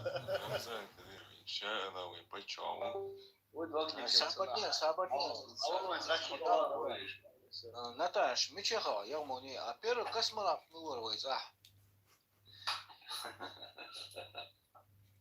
Не, он правильно говорит, Эмирлан, что мы обижаемся. Ахмад Силак, естественно, какой человек полетит вот так высоко? Да я и не обижаюсь. Кто вот так высоко может полететь, как Ахмад Хаджи? Молодец, знает историю, чувак. Знает историю. Смотри, я сейчас просто на чеченском скажу, на своем скажу, и что я лагую, хвик бонус. Стык больше, максимум, стык больше, не слушаю. Сабадел, стык больше, хайда. Синцей вахприра, хайдецей вахприра, хокуна холахари, хокуна хвац. Сумхахиетом хадис. СМЛ, короче, красавчик мой еще история Хадсон, высоко полетела. Ахмад Тагиац был с приход ушел. Все, надеюсь, давайте. Дело так, вот усу и приход ушуем. Архипитон Кич, боюсь, Сунул и приход, я есть. Ты не знаю, братка, чем Илья? Чай Хадсон, а синц элементарно умеет и приход тверчим дуй. Хочу да, еще уже дедин дуй, уахайна, асхан хюрин учуя, и приход тверчим, уэлхитадос. وده دخوة وكنت أنا السلام عليكم ورحمة الله وبركاته. مساء وعليكم السلام ورحمة الله. السلام عليكم ورحمة الله وبركاته. Я сегодня даже ходина духовская танзор духа детка приезжаешь. Просто салам маршал да. Allah reis kılsamış. Allah reis kıl. Elhamdülillah ходина. Ayla açıldı. Kat neredeyse mukşmer haşlıymış. Elhamdülillah. لا بخاستم انت ونرجع خسخيتنا سليوا شطوباونا مثلا الله وعاوش تعيش مسؤولون Allah reis kılsamış. Allah reis kıl. Просто سلام маршал да хочу я рошу. Allah reis kıl. Темирла مسؤول Amin ya Allah. Amin. بس وجداشنا ديكان تقدر زيوي Amin. مسؤول Amin. وعيش كيريشو İnşallah.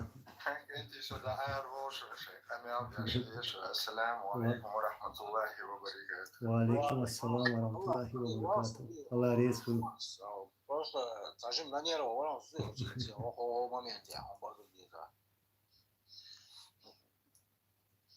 Allah reis olun. Allahu akbar. Amin ya Allah. Да, хорошо. ايش تاخذ موت ووضع هاي شوية. اصلا يا اخي وين خصوصا حلو هذا كروا اسرع شوي. Tamirla. Brat. Şey bir arayadıysa. شيء مو موقع هاي Любитель. شيء من على المواد موقع. Som çay с лимоном olmuş. Aşkım anzor. Havayalım ya. Dukkan yok. Dukkan. Маленькая кружка, да? Сочельник свои назвал. Aynen yok. Сиротский кружка. Ya sirotski krужка. Yo anzor. Ha yok. Sayarı. Allah. Да, традиция духовая. Сахла бо, сахило, да, мисс, короче, щедик, вайла, я щехаво, что голна, что снова сделать, отхет на воку, что дела, короче, хаможу, догдя, хво, что хугла, он я. Видите, ребята? волчи, Да. هنيا волчи дихра, хаес, волнеша, барбо, короче, что, موحق يوني حوو شو شاغي قولنا وشباب والله كشوفوا واي شاوي ها يهو واي يجيك حصل عشين تو خلية الدقال سنعوي وجوانا بو يوان شنعتو يعطي اشكو حاجة شو شاهي هو اللي شاهي آل تاك يلا شام كوزي وغلو واسر باربو شتحيني هو عيديك حصل شين تو خلية الدقال يشكولا نور هي تدس باربو كوشوا بحن ليوشكو قلبي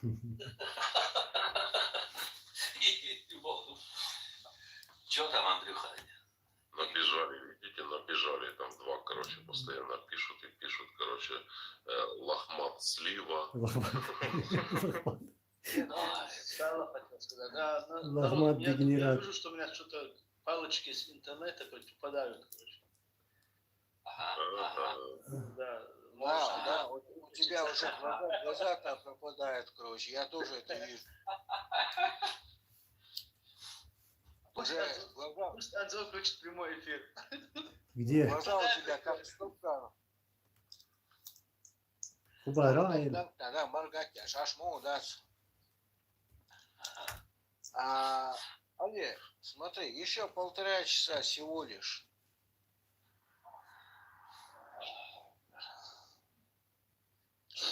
Че там такому молодому, здоровому человеку 1,5 часа? Уже неделю не сплю. А пока же раз в 1,5 часа больше.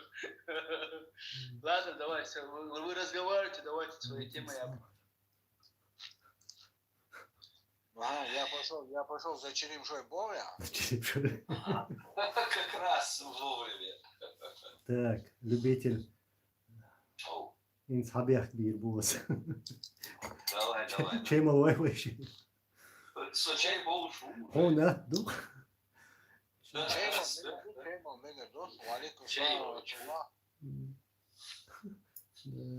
С лимондером.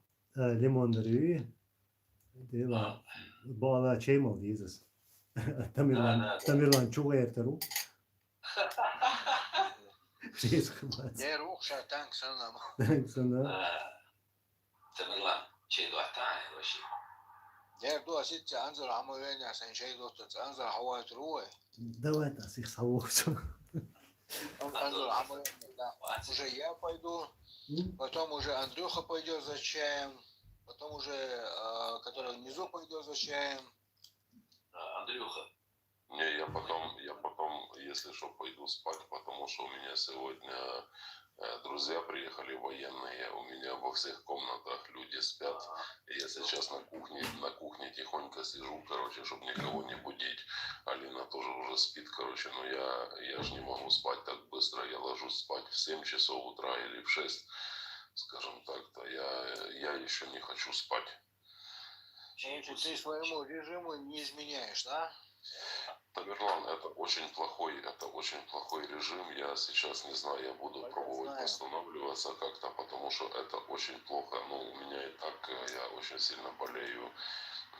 И, короче, этот режим, он тоже убивает, потому что этот режим, он действует и, скажем, и на психику, и на желудок, короче, и на все вместе, потому что человек, который, например, спит днем, а ночью сидит, ночь и день все равно нельзя, короче, как бы менять.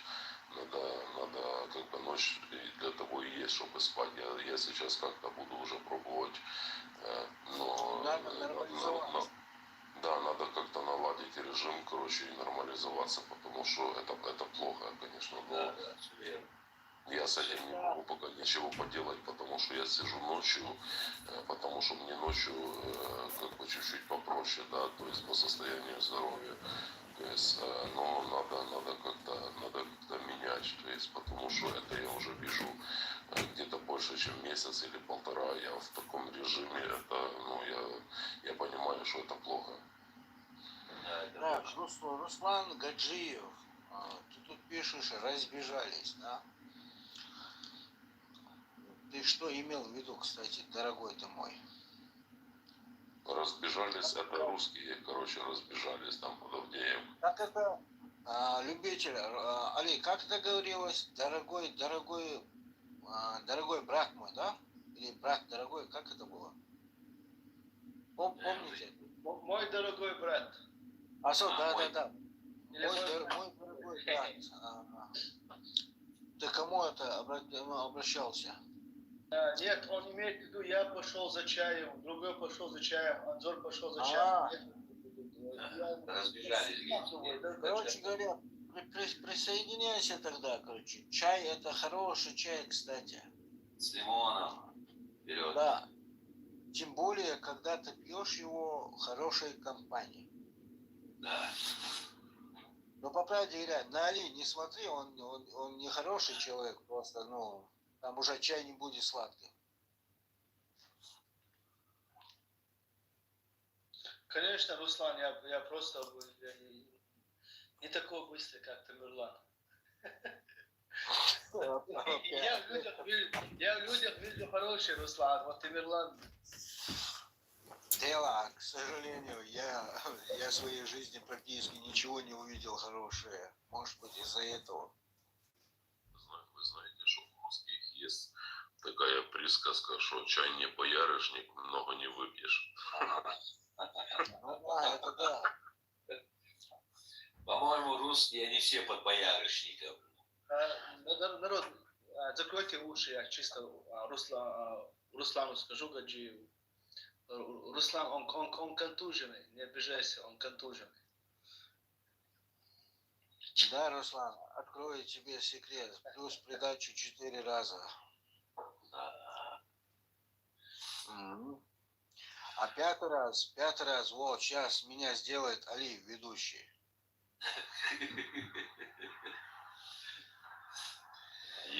Если взять, короче, скажем, с научной точки зрения, да, это называется ПТСР, посттравматический синдром. Я не знаю, что это за синдром, короче, но альхамдулилlah. Жив, здоров. Андрюх, вот это посттравматический синдром, это понятно, это на нервной почве. почве. А когда контузию получаешь, это вообще другое дело. Не-не-не, это тоже посттравматический синдром. Это у нас считается сейчас, как бы вот даже у нас ребята, которые у них контузия, у них тоже это называется посттравматический синдром. Видно, не включили это в общую систему. Да, это в общая система, то есть, потому что есть, скажем, там на нервах, есть там на разных, скажем, ну, не выдерживает нервная система, да, но контузия это тоже посттравматический синдром. Ну, это с медицинской точки зрения, потому что нет такого контузия. Контузия это русские придумали. А в реальности во всем мире это называется посттравматический синдром. ПТСР. Ну, значит, у нас ПТСР по несколько раз. Ну, у русских это с детства, они... Но у них это от боярышника, понятно. Значит, у меня должен быть свой техпаспорт, да? Желтого цвета. Да. Да. Хорошая штука. Так, кто следующий?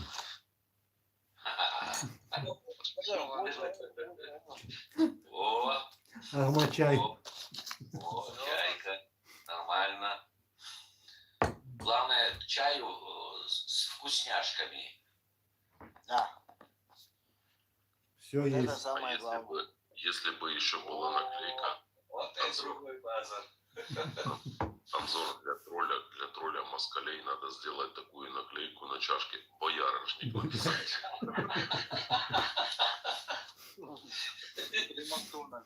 Тогда от них отбоя не будет. Все будут лезть. Давай боярышник попьем вместе. Где купил, почем, где скидки, короче, где акции. Именно.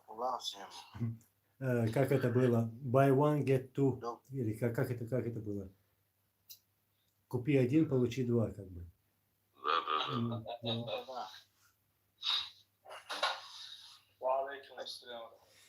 Алейкум ассалам. Добрый вечер. Вот Али явно недоволен, короче. Вот спорим, короче, что он сейчас завтра, да, вот он сейчас опять какое-то видео выпустит.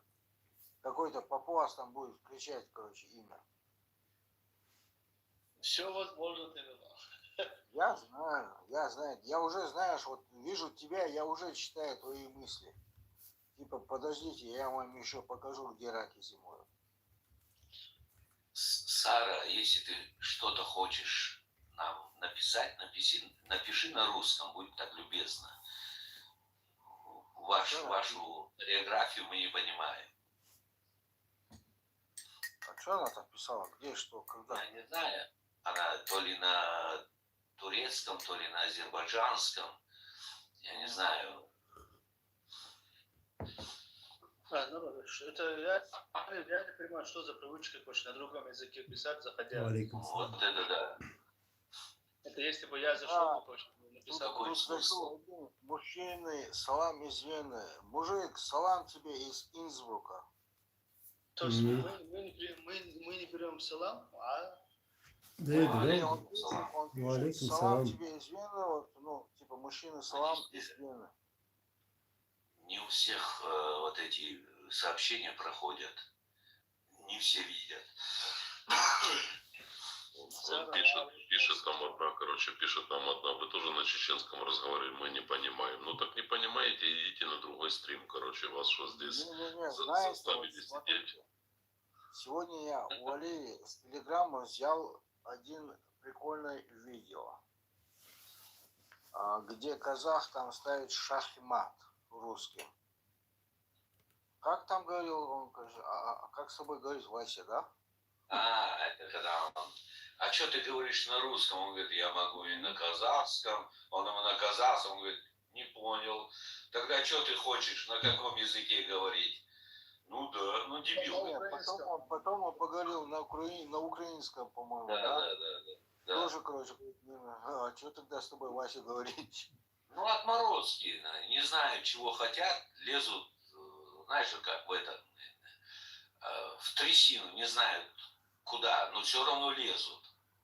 Не, народ, смотрите, народ, если когда мы начинаем говорить друг другу на чеченском языке, это именно то, что, например, мы не хотим, чтобы услышали другие. Может, у нас есть что-то там друг друга сказать, которые не должны услышать, там, например, другие. Например, если Андрей хочет поговорить с украинцем, объяснить какому-то украинцу, он говорит на украинском. Если какой-то казах к нам заходит, брат казах, да, он говорит другому казаху на казахском. Вот в чем проблема? Мы же тут постоянно же не говорим, вот я понял бы, если вы написали бы, короче, стрим только на русском, а сидели бы, разговаривали весь стрим, короче, на чеченском языке, это одно. А когда мы иногда говорим между собой на чеченском языке, короче, там пару минут, там, или там, допустим, за весь эфир, там, допустим, 15-20 минут, это не значит, что мы всегда, из 6 часов даже 20 минут солба, но и людям все равно это задевает, я не могу понять. А есть стримы, пускай идут на русском, там общаются, короче, Али, это же не проблема, не нравится здесь, короче, не понимает, пускай идут, ну, есть другие стримы, какая им разница, то есть. Допустим, с нами тут сидят, а вот украинцы вот сейчас, допустим, ну, двое сидят. Когда мы говорим на своем языке, они ничего не говорят нам, потому что они знают нас. Поверьте, когда мы будем ругать на своем языке, то вы и так поймете, что мы ругаемся. Так что не надо. Я отвечу Саре и вот еще. Мы ничего против этого не имеем, ребята, что вы общаетесь на родном языке.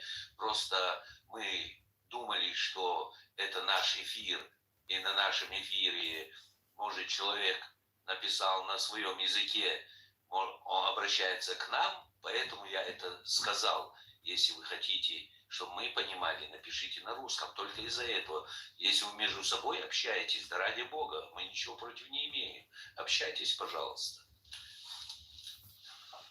Ну, дело в том, смотри, если я сейчас зайду на украинский стрим, да, и, допустим, я сейчас там напишу на чеченском комментарии, они же не поймут, во-первых, что я их послал или не послал.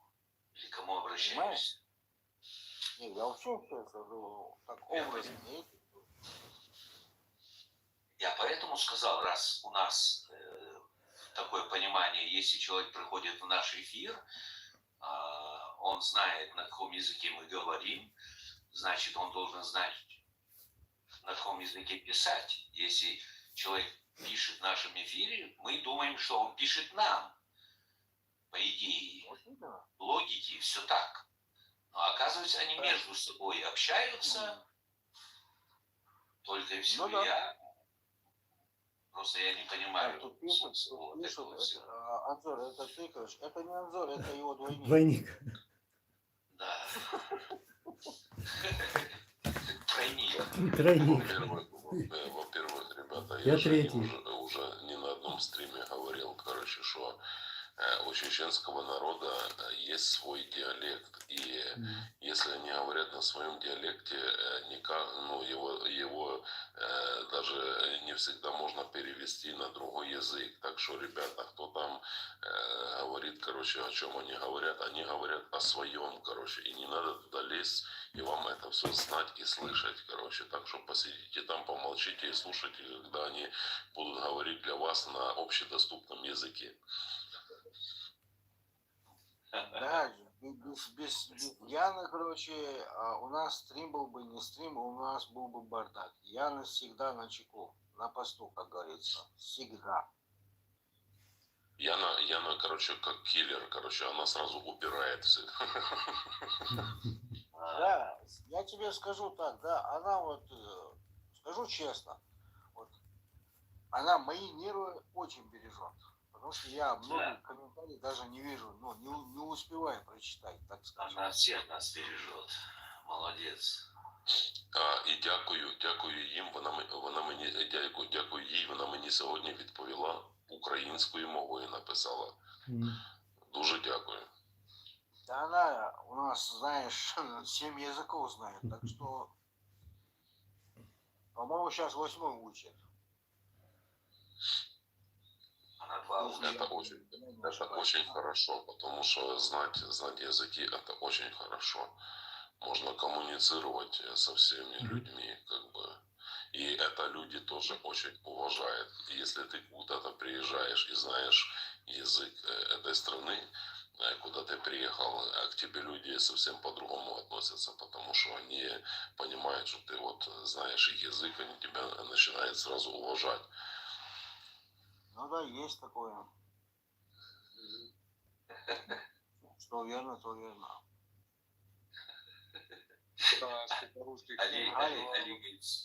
Али снова разбежался.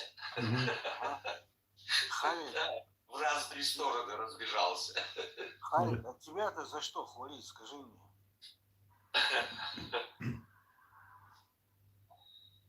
Ай, Горец и ведущий вас, специально это, короче, забыть минут тиньте, а ведень тима, чувствую.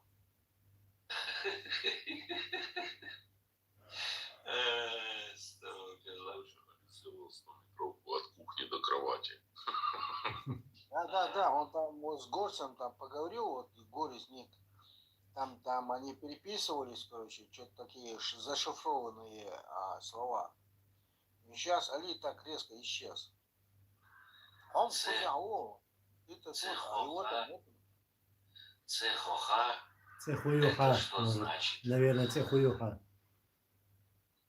Али, вот когда ты научишь, зовут? да, вот тогда я еще подумаю. Не знаю, написано Да, так интересно. Это к кому она обращается? Он или она, я не знаю.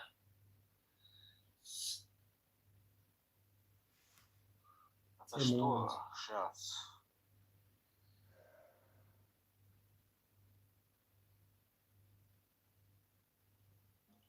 Хоть что-то у него там правильно написано, короче. Кто поддерживает Путина и Израиль, не подписывайтесь.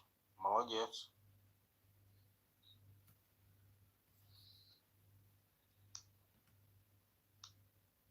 Вот видишь, Халид, если есть за что, короче, похвалить, я хвалю.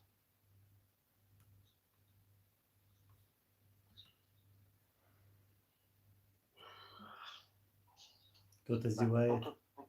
Кто-то зевает. Так, не провокационно, кстати. Халид, 5-6 языков уже можно. Можно же, конечно, можно же. И 12 только приветствуется, Халид. Чем больше языков знаем, тем умнее. Тем лучше.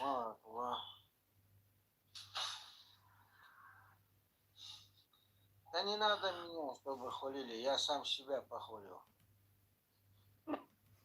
Не, этого Я хватает. здесь есть. Я знаю, как его хвалить. Не надо хвалить его. Вітаємо, Харків. Тримайтесь.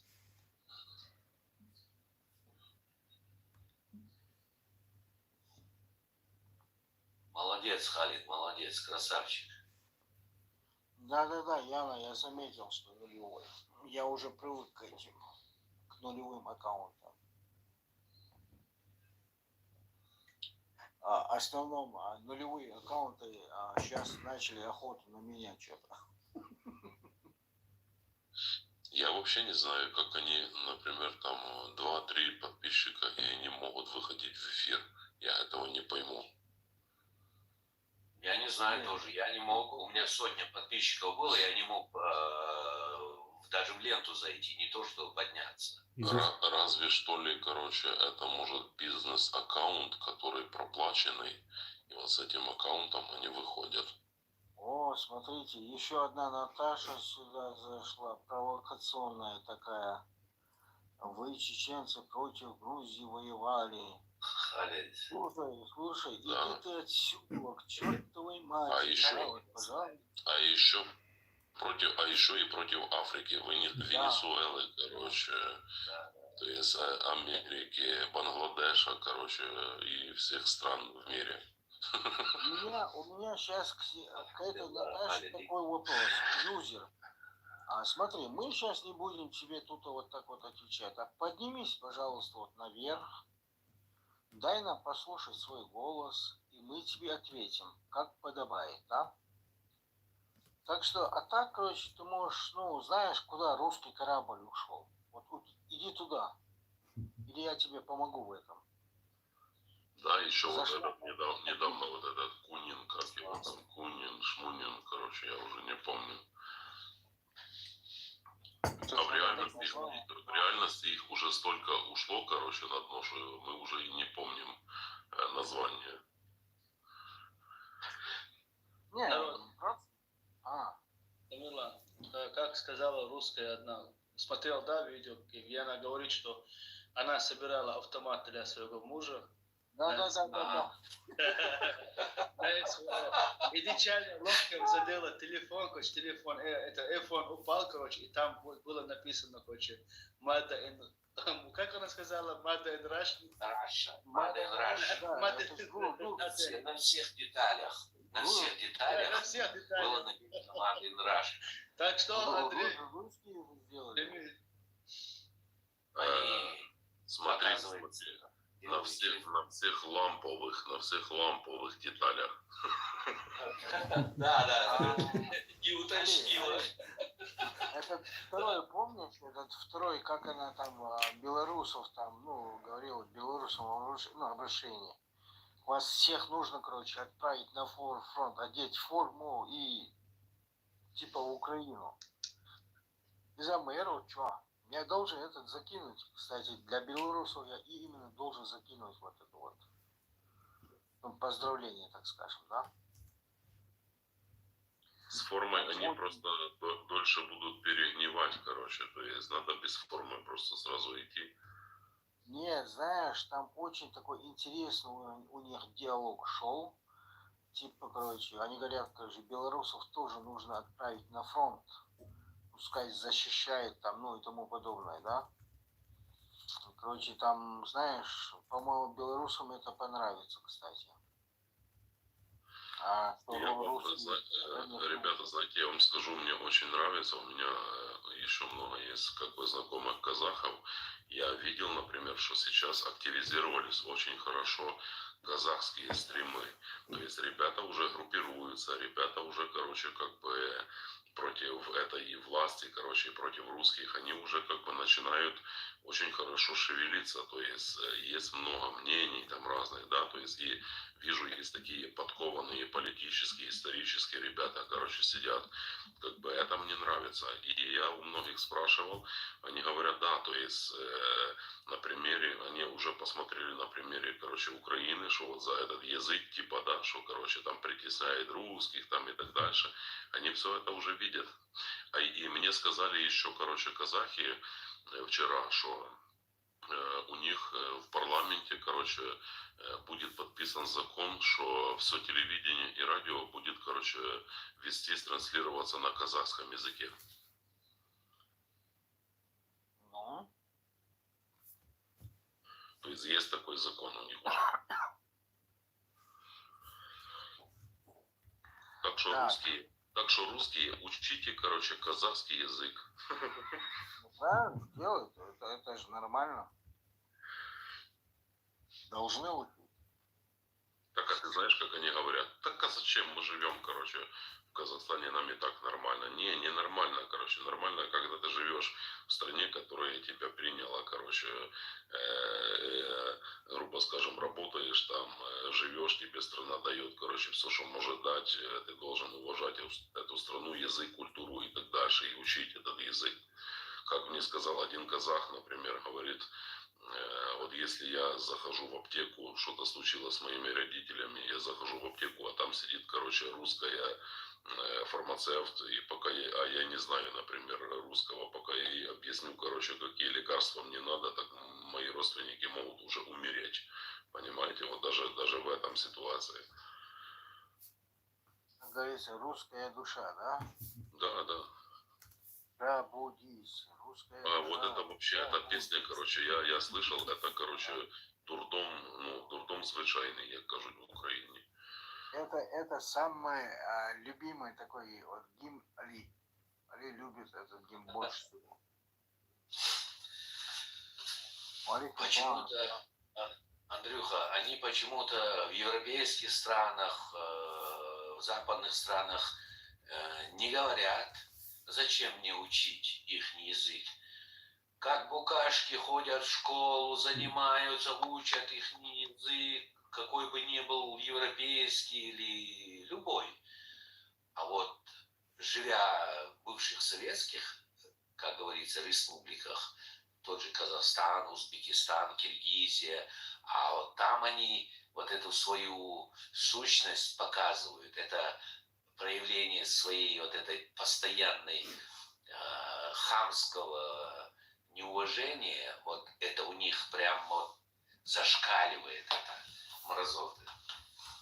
Потому что там, смотри, потому что в этих странах, короче, диктатура, как бы там им позволяют говорить, короче, скажем так, на русском языке, да, взять, например, там Казахстан, Киргизстан, да, там Узбекистан и так дальше, то есть им там позволяют, и они не чтут нужным, короче, учить язык этой страны. А когда бы им сказали, все, ребята, если вы не выучите язык, вот, например, как в Латвии, да, ты сделали все. Не знаешь, короче, язык, 70 лет ты там живешь, вот этого деда, короче, коммуниста отправили на любимые болота, короче, да. Пошел отсюда, короче, не знаешь, не хочешь учить, неважно, сколько ты там живешь, короче. У нас есть свои правила, законы и так дальше. Иди там на рашку и там разговаривай, короче, с коммунистами. Я думаю, что вот это должны все страны, если бы это сделали, вы бы увидели, короче, они бы жили в гетто, просто гетто, и они и так уже гетто, потому что их не пускают ни в одну страну. Так и должно быть. Они уже языки уже отклеивают. Скоро свои паспорта прятать будут. Да уже прятал. Ну да, в многих местах есть такое дело. Но желательно, чтобы это везде было. Вот, смотри, и, по-моему, еще одна зашла. Погано живете, маме. Это вообще, вот, даже писати не вміє, короче, падаль. Слушай, иди дальше, пой песенки там, короче. Да, мы тут послушаем своего. Хорошо? Разные клоуны участвуют. Так, Россия, Беларусь, сила. Подожди, не выключайте сейчас вот эту вот Наташку, да? Сергей, 2020 какой-то ты там хер, да? Поднимись, пожалуйста, я сейчас дам тебе послушать, как русские, как россияне, да, говорят за вас, белорусов, в стриме, в официальном русском стриме. Как они вас, вот именно белорусов, да, чморят. Хочешь послушать? Могу дать тебе послушать. Нет никаких проблем. Но боюсь, Да. У него уже одно имя за себя говорит, так что... Да, они говорят, что вы не люди, что вы именно белорусы, да, не люди.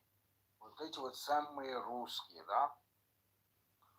Ну вот знаете, скажите им спасибо, кстати. Это будет очень интересно такое. Я обязательно закину это к себе на канал, обязательно. Просто такое невозможно пропустить. Ага, братья. Братья, Да, братья. добро, братья. Да. Ну, братайся там с ними, что ты здесь делаешь? Лучше сказка на ночь вам будет, короче, от русских. Ну-ка, что там за белорусов? Вот знаешь, дорогая ты, точнее, да, славяночка. Вот завтра днем посмотри на мой канал, увидишь, что там за белорусов, да? Вот я специально закину это для вас. Ваши братья как отзываются Да, о вас? Да. И там есть, кстати, и ники есть там, да, и ну, фамилия есть там, вы можете потом к ним обратиться и спросить у этих людей, почему вы так чморите белорусов. Возможно, они и вас там потом зачморят, я в этом уверен. Так что, как говорится, флаг вам в руки.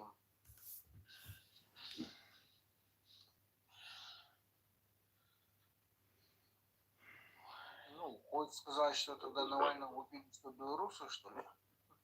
Пишет какой-то Аллахмед, он порядок в Ичкерии был, бардак был, расправили таких, как Хатаб, которого с Иордании выгнали. Что вы там знаете, что вы там пишете, короче, идиоты.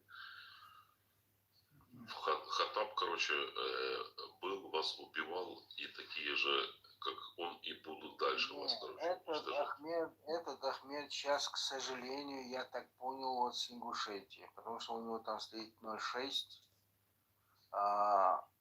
Ну, я бы ему ответил бы, да, просто не хочу сейчас, так сказать, потому что он не стоит моего внимания. Это вот из тех, кто дал присягу именно. Да. Это шейтан. Во-вторых, это то же самое, что подстилка, да, вот она подстилка, ну, та же самая, что и Кадыров, вот, допустим. Одно и то же.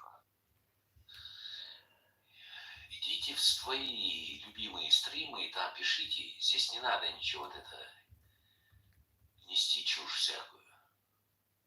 Ну, вот эти вот комментарии я больше всего не люблю, короче. Иди ты, короче, знаешь, как это говорю? Вот хай Гитлер, короче, и все, чувств.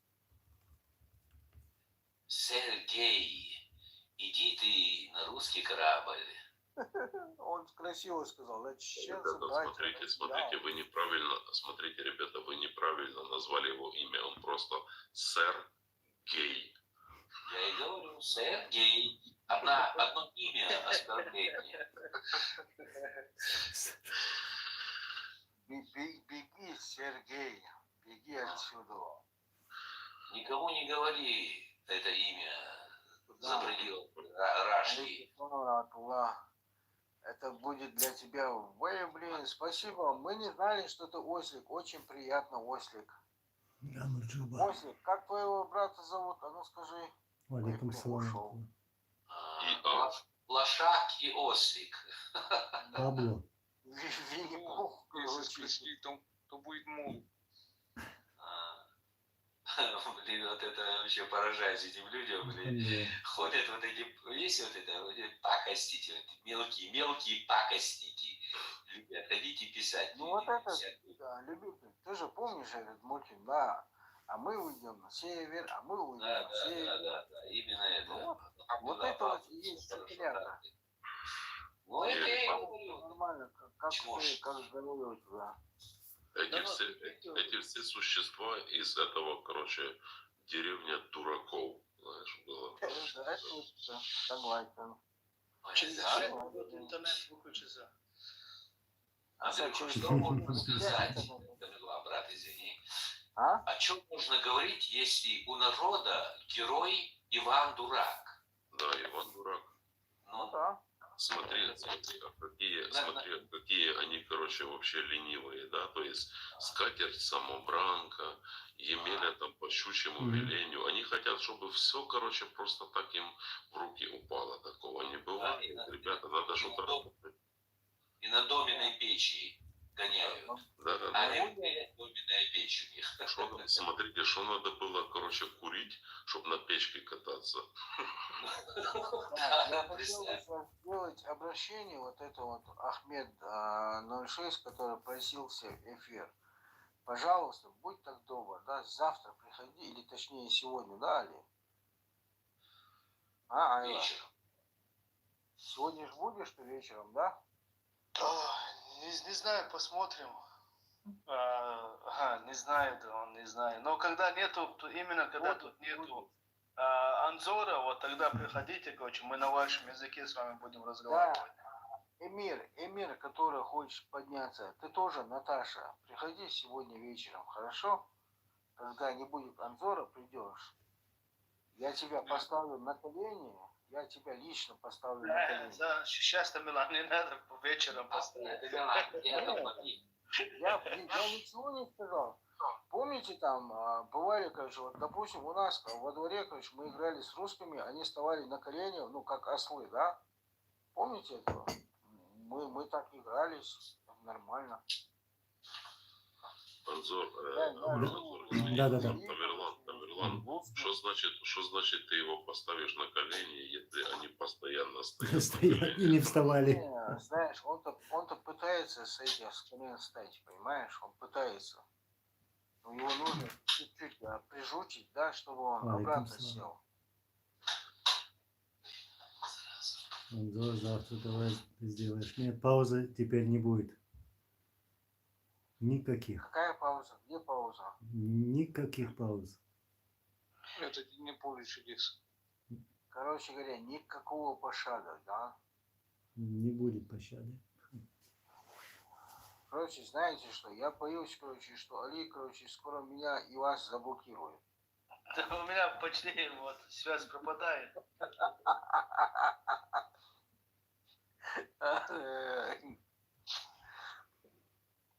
Народ, уже через 2 минуты у нас 4, у вас 5, у кого-то там 7, 6. Давайте спать пойдем, друг друга пожалеем. И все-таки мы на одной стороне. Это пусть, короче, решает сейчас Анзор, короче. Я сейчас что-то промолчу, а то, короче, я, ну, он меня точно завтра закинет, короче, ну куда-то. Как вы захотите, так и будет. Не, я-то за.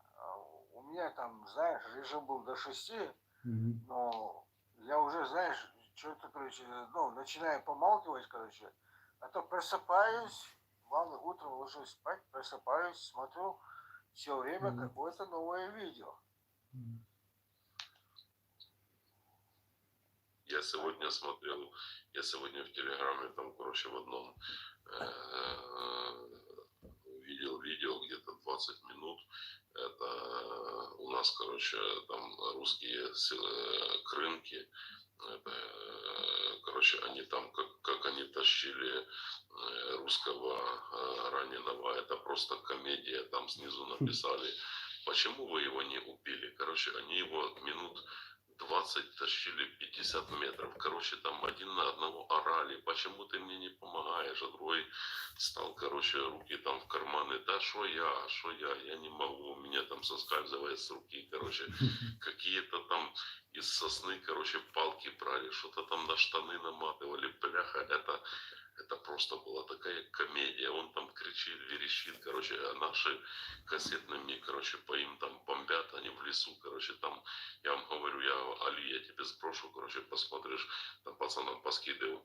Это просто, ну, это комедия, короче, то есть 10 человек не могли одного раненого, короче, просто забрать и унести. Это просто там кричат один, куда ты спрятался? А то я говорю, да по нам стреляют, да по нам тоже стреляют. Короче, это там такое, я говорю, я просто ржал, сидел и ржал.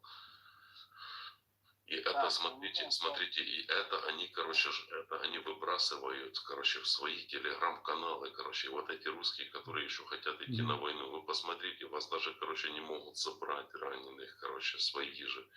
Куда вы идете? У меня сейчас его там убрал резко, да, что-то писал один, короче, ну, одна Наташка наша Тамерлана. Слушай, если у тебя есть что сказать, приезжай, пожалуйста, без проблем, объясним. И, Али, чем это тебе я помешал? Вот скажи мне, короче. Я же ничего не говорил, я вроде бы за тебя был, короче, как бы. А то пишешь, что спасите меня от Тамерлана. Все, спать идем? Все? Какой спать? Завтра. Я все проснулся, походу. Все. Ребята, чтоб без мата, да, то есть на этих Наташек подписаны все дальнобойщики, короче, Германии. Томазисты, да? Я в первую очередь подписан. تحت انزور عنقص الخيط انزور Насчет صدعوي جوايتر Садовижи, Собордия. Вот. Ты же говорил, что ты самый молодой, там все такое. علم ذات Цельно. Тамерлан, ну-ка заменяй, помянутый. Вон там Джейн написала всем спать, короче, она сейчас всех Я сейчас точно, я сидел буду до утра, хоть до вечера, но если наша сестра так сказала, по-любому нужно уважение к ней. Ага, а ну-ка, скажи-ка мне сейчас, как ты ее подкупил? А ну скажи-ка, чтобы на будущее я знал. А? Я спать хочу. Не, она сама говорит у нас, она спать хочет. Мы должны уважать наших сестер, поэтому... Яна, ты хотя бы мне шепни, как он тебя подкупил, короче, ну, на будущее, чтобы я мог. Русский гимн слушаем или сразу спать? Русский гимн. Всегда надо слушать русский гимн. Это же нормально. Русские, давайте потапайте и слушайте свой гимн. Да. Хорошо. Слушаем.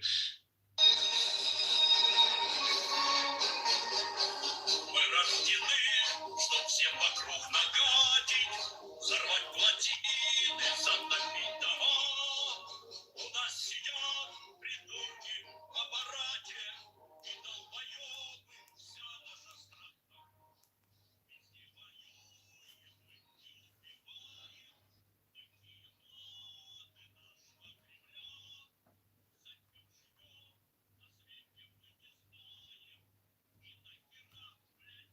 куча дерьма. Россия, Россия, Россия,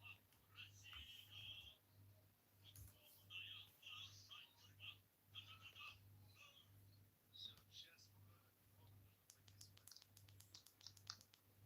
дерьма. Россия, Да, ребята. Короче, смотри, Али, я тебе рассказываю фокус. Просто, чтобы ты не отключал сразу стрим. Это продвигает стрим и сохраняет, короче, все, что у тебя есть. Все лайки, оно хорошо сохраняет и продвигает стрим. Короче, даешь каждому там, скажем, по минуте сказать, что он хочет. Потом их выключаешь, короче, когда убираешь уже всех, примерно минуту, короче, разговариваешь, говоришь, что ты хочешь сказать, и потом закрываешь стрим. Это, короче, получается как не критическое отключение стрима, потому что если ты быстро, короче, выключаешь стрим, это как, типа, прервался стрим. Ну, мне уже рассказали ребята, которые давно этим занимаются. То есть просто даешь по минуте всем сказать, ну, там по 30 секунд кто что хочет сказать, потом каждого отключаешь, кто сказал, говорю, и еще минуту, короче, разговариваешь после того, как уже никого нет. То есть и потом отключаешься. Это продвигает хорошо стримы.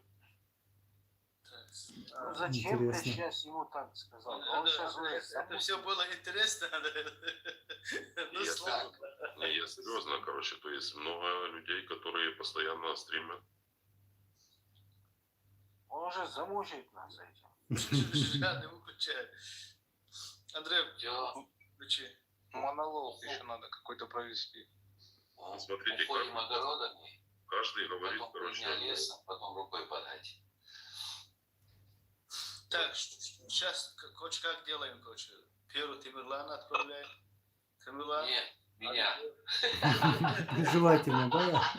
Куда отправляем? Не понял сейчас. Все, всем ассаламу алейкум, всем спокойной ночи, хорошего. Сейчас очередь любителя, Тамерлан, сейчас очередь любителя, давай. Да, всем счастья, удачи и благополучия, т.д. и т.п. Да, спасибо. Это по старшинству идет, да? Ну а как еще? Все. Ну, даже я самый младший, если что.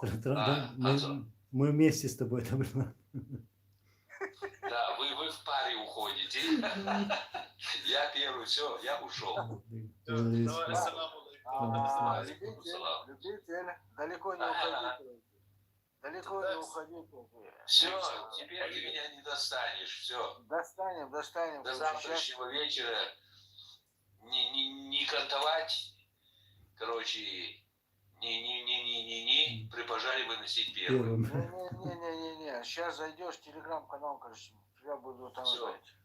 Все, ушел. На пока. Так, Говоришь. первый ушел. Так, кто по возрасте? Второй, Милу. Андрей, тебе сколько лет? Мне 41. Так, Стамилан, выходи. Выходи.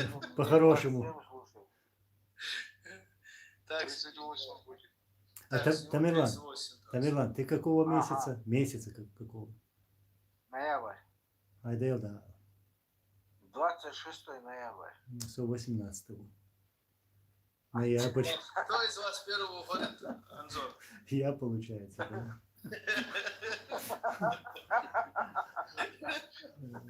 Я тут старший оказался. Рух 26 ноября. Aslında Alamoli, день Мгм. траура. Да. Я 18-го. Ну ладно тогда. Было интересно, полезно. С этого эфира мы получили действительно пользу. Вот. Но завтра тоже, наверное, выйдем, да, до 6. Да? Ладно. Всего хорошего. Берегите себя. Аллах резхуй масана. Спокойной ночи. Бюс далде халюэль. Ассаламу алейкум. Да, всего Ва-рахматуллахи доброго, всего ва-баракатуху. доброго. Гармонии, тихой ночи. Вам тоже спасибо. Yüz dal değil oluyor. Да, рейс, масейраю. Maşallah. Да, рейс, машалlah. Салам алейкум. Алейкум салам. Это Так, Стамирлан, твоя Короче, Мы очередь. сейчас завершаем. Haydi tavana kırmış. Assalamu alaikum. Yüz dal değil oluyor. Алейкум ассалям ва рахматуллахи. Şey забышьешь. Мне говорят, Аллах рейс был. Ну, наверное, завтра или послезавтра увидимся, иншаллах. До встречи. Ассаламу алейкум ва рахматуллахи ва баракату. Спасибо вам тоже, всем добра и мира. Аллах рейс был. Адикер.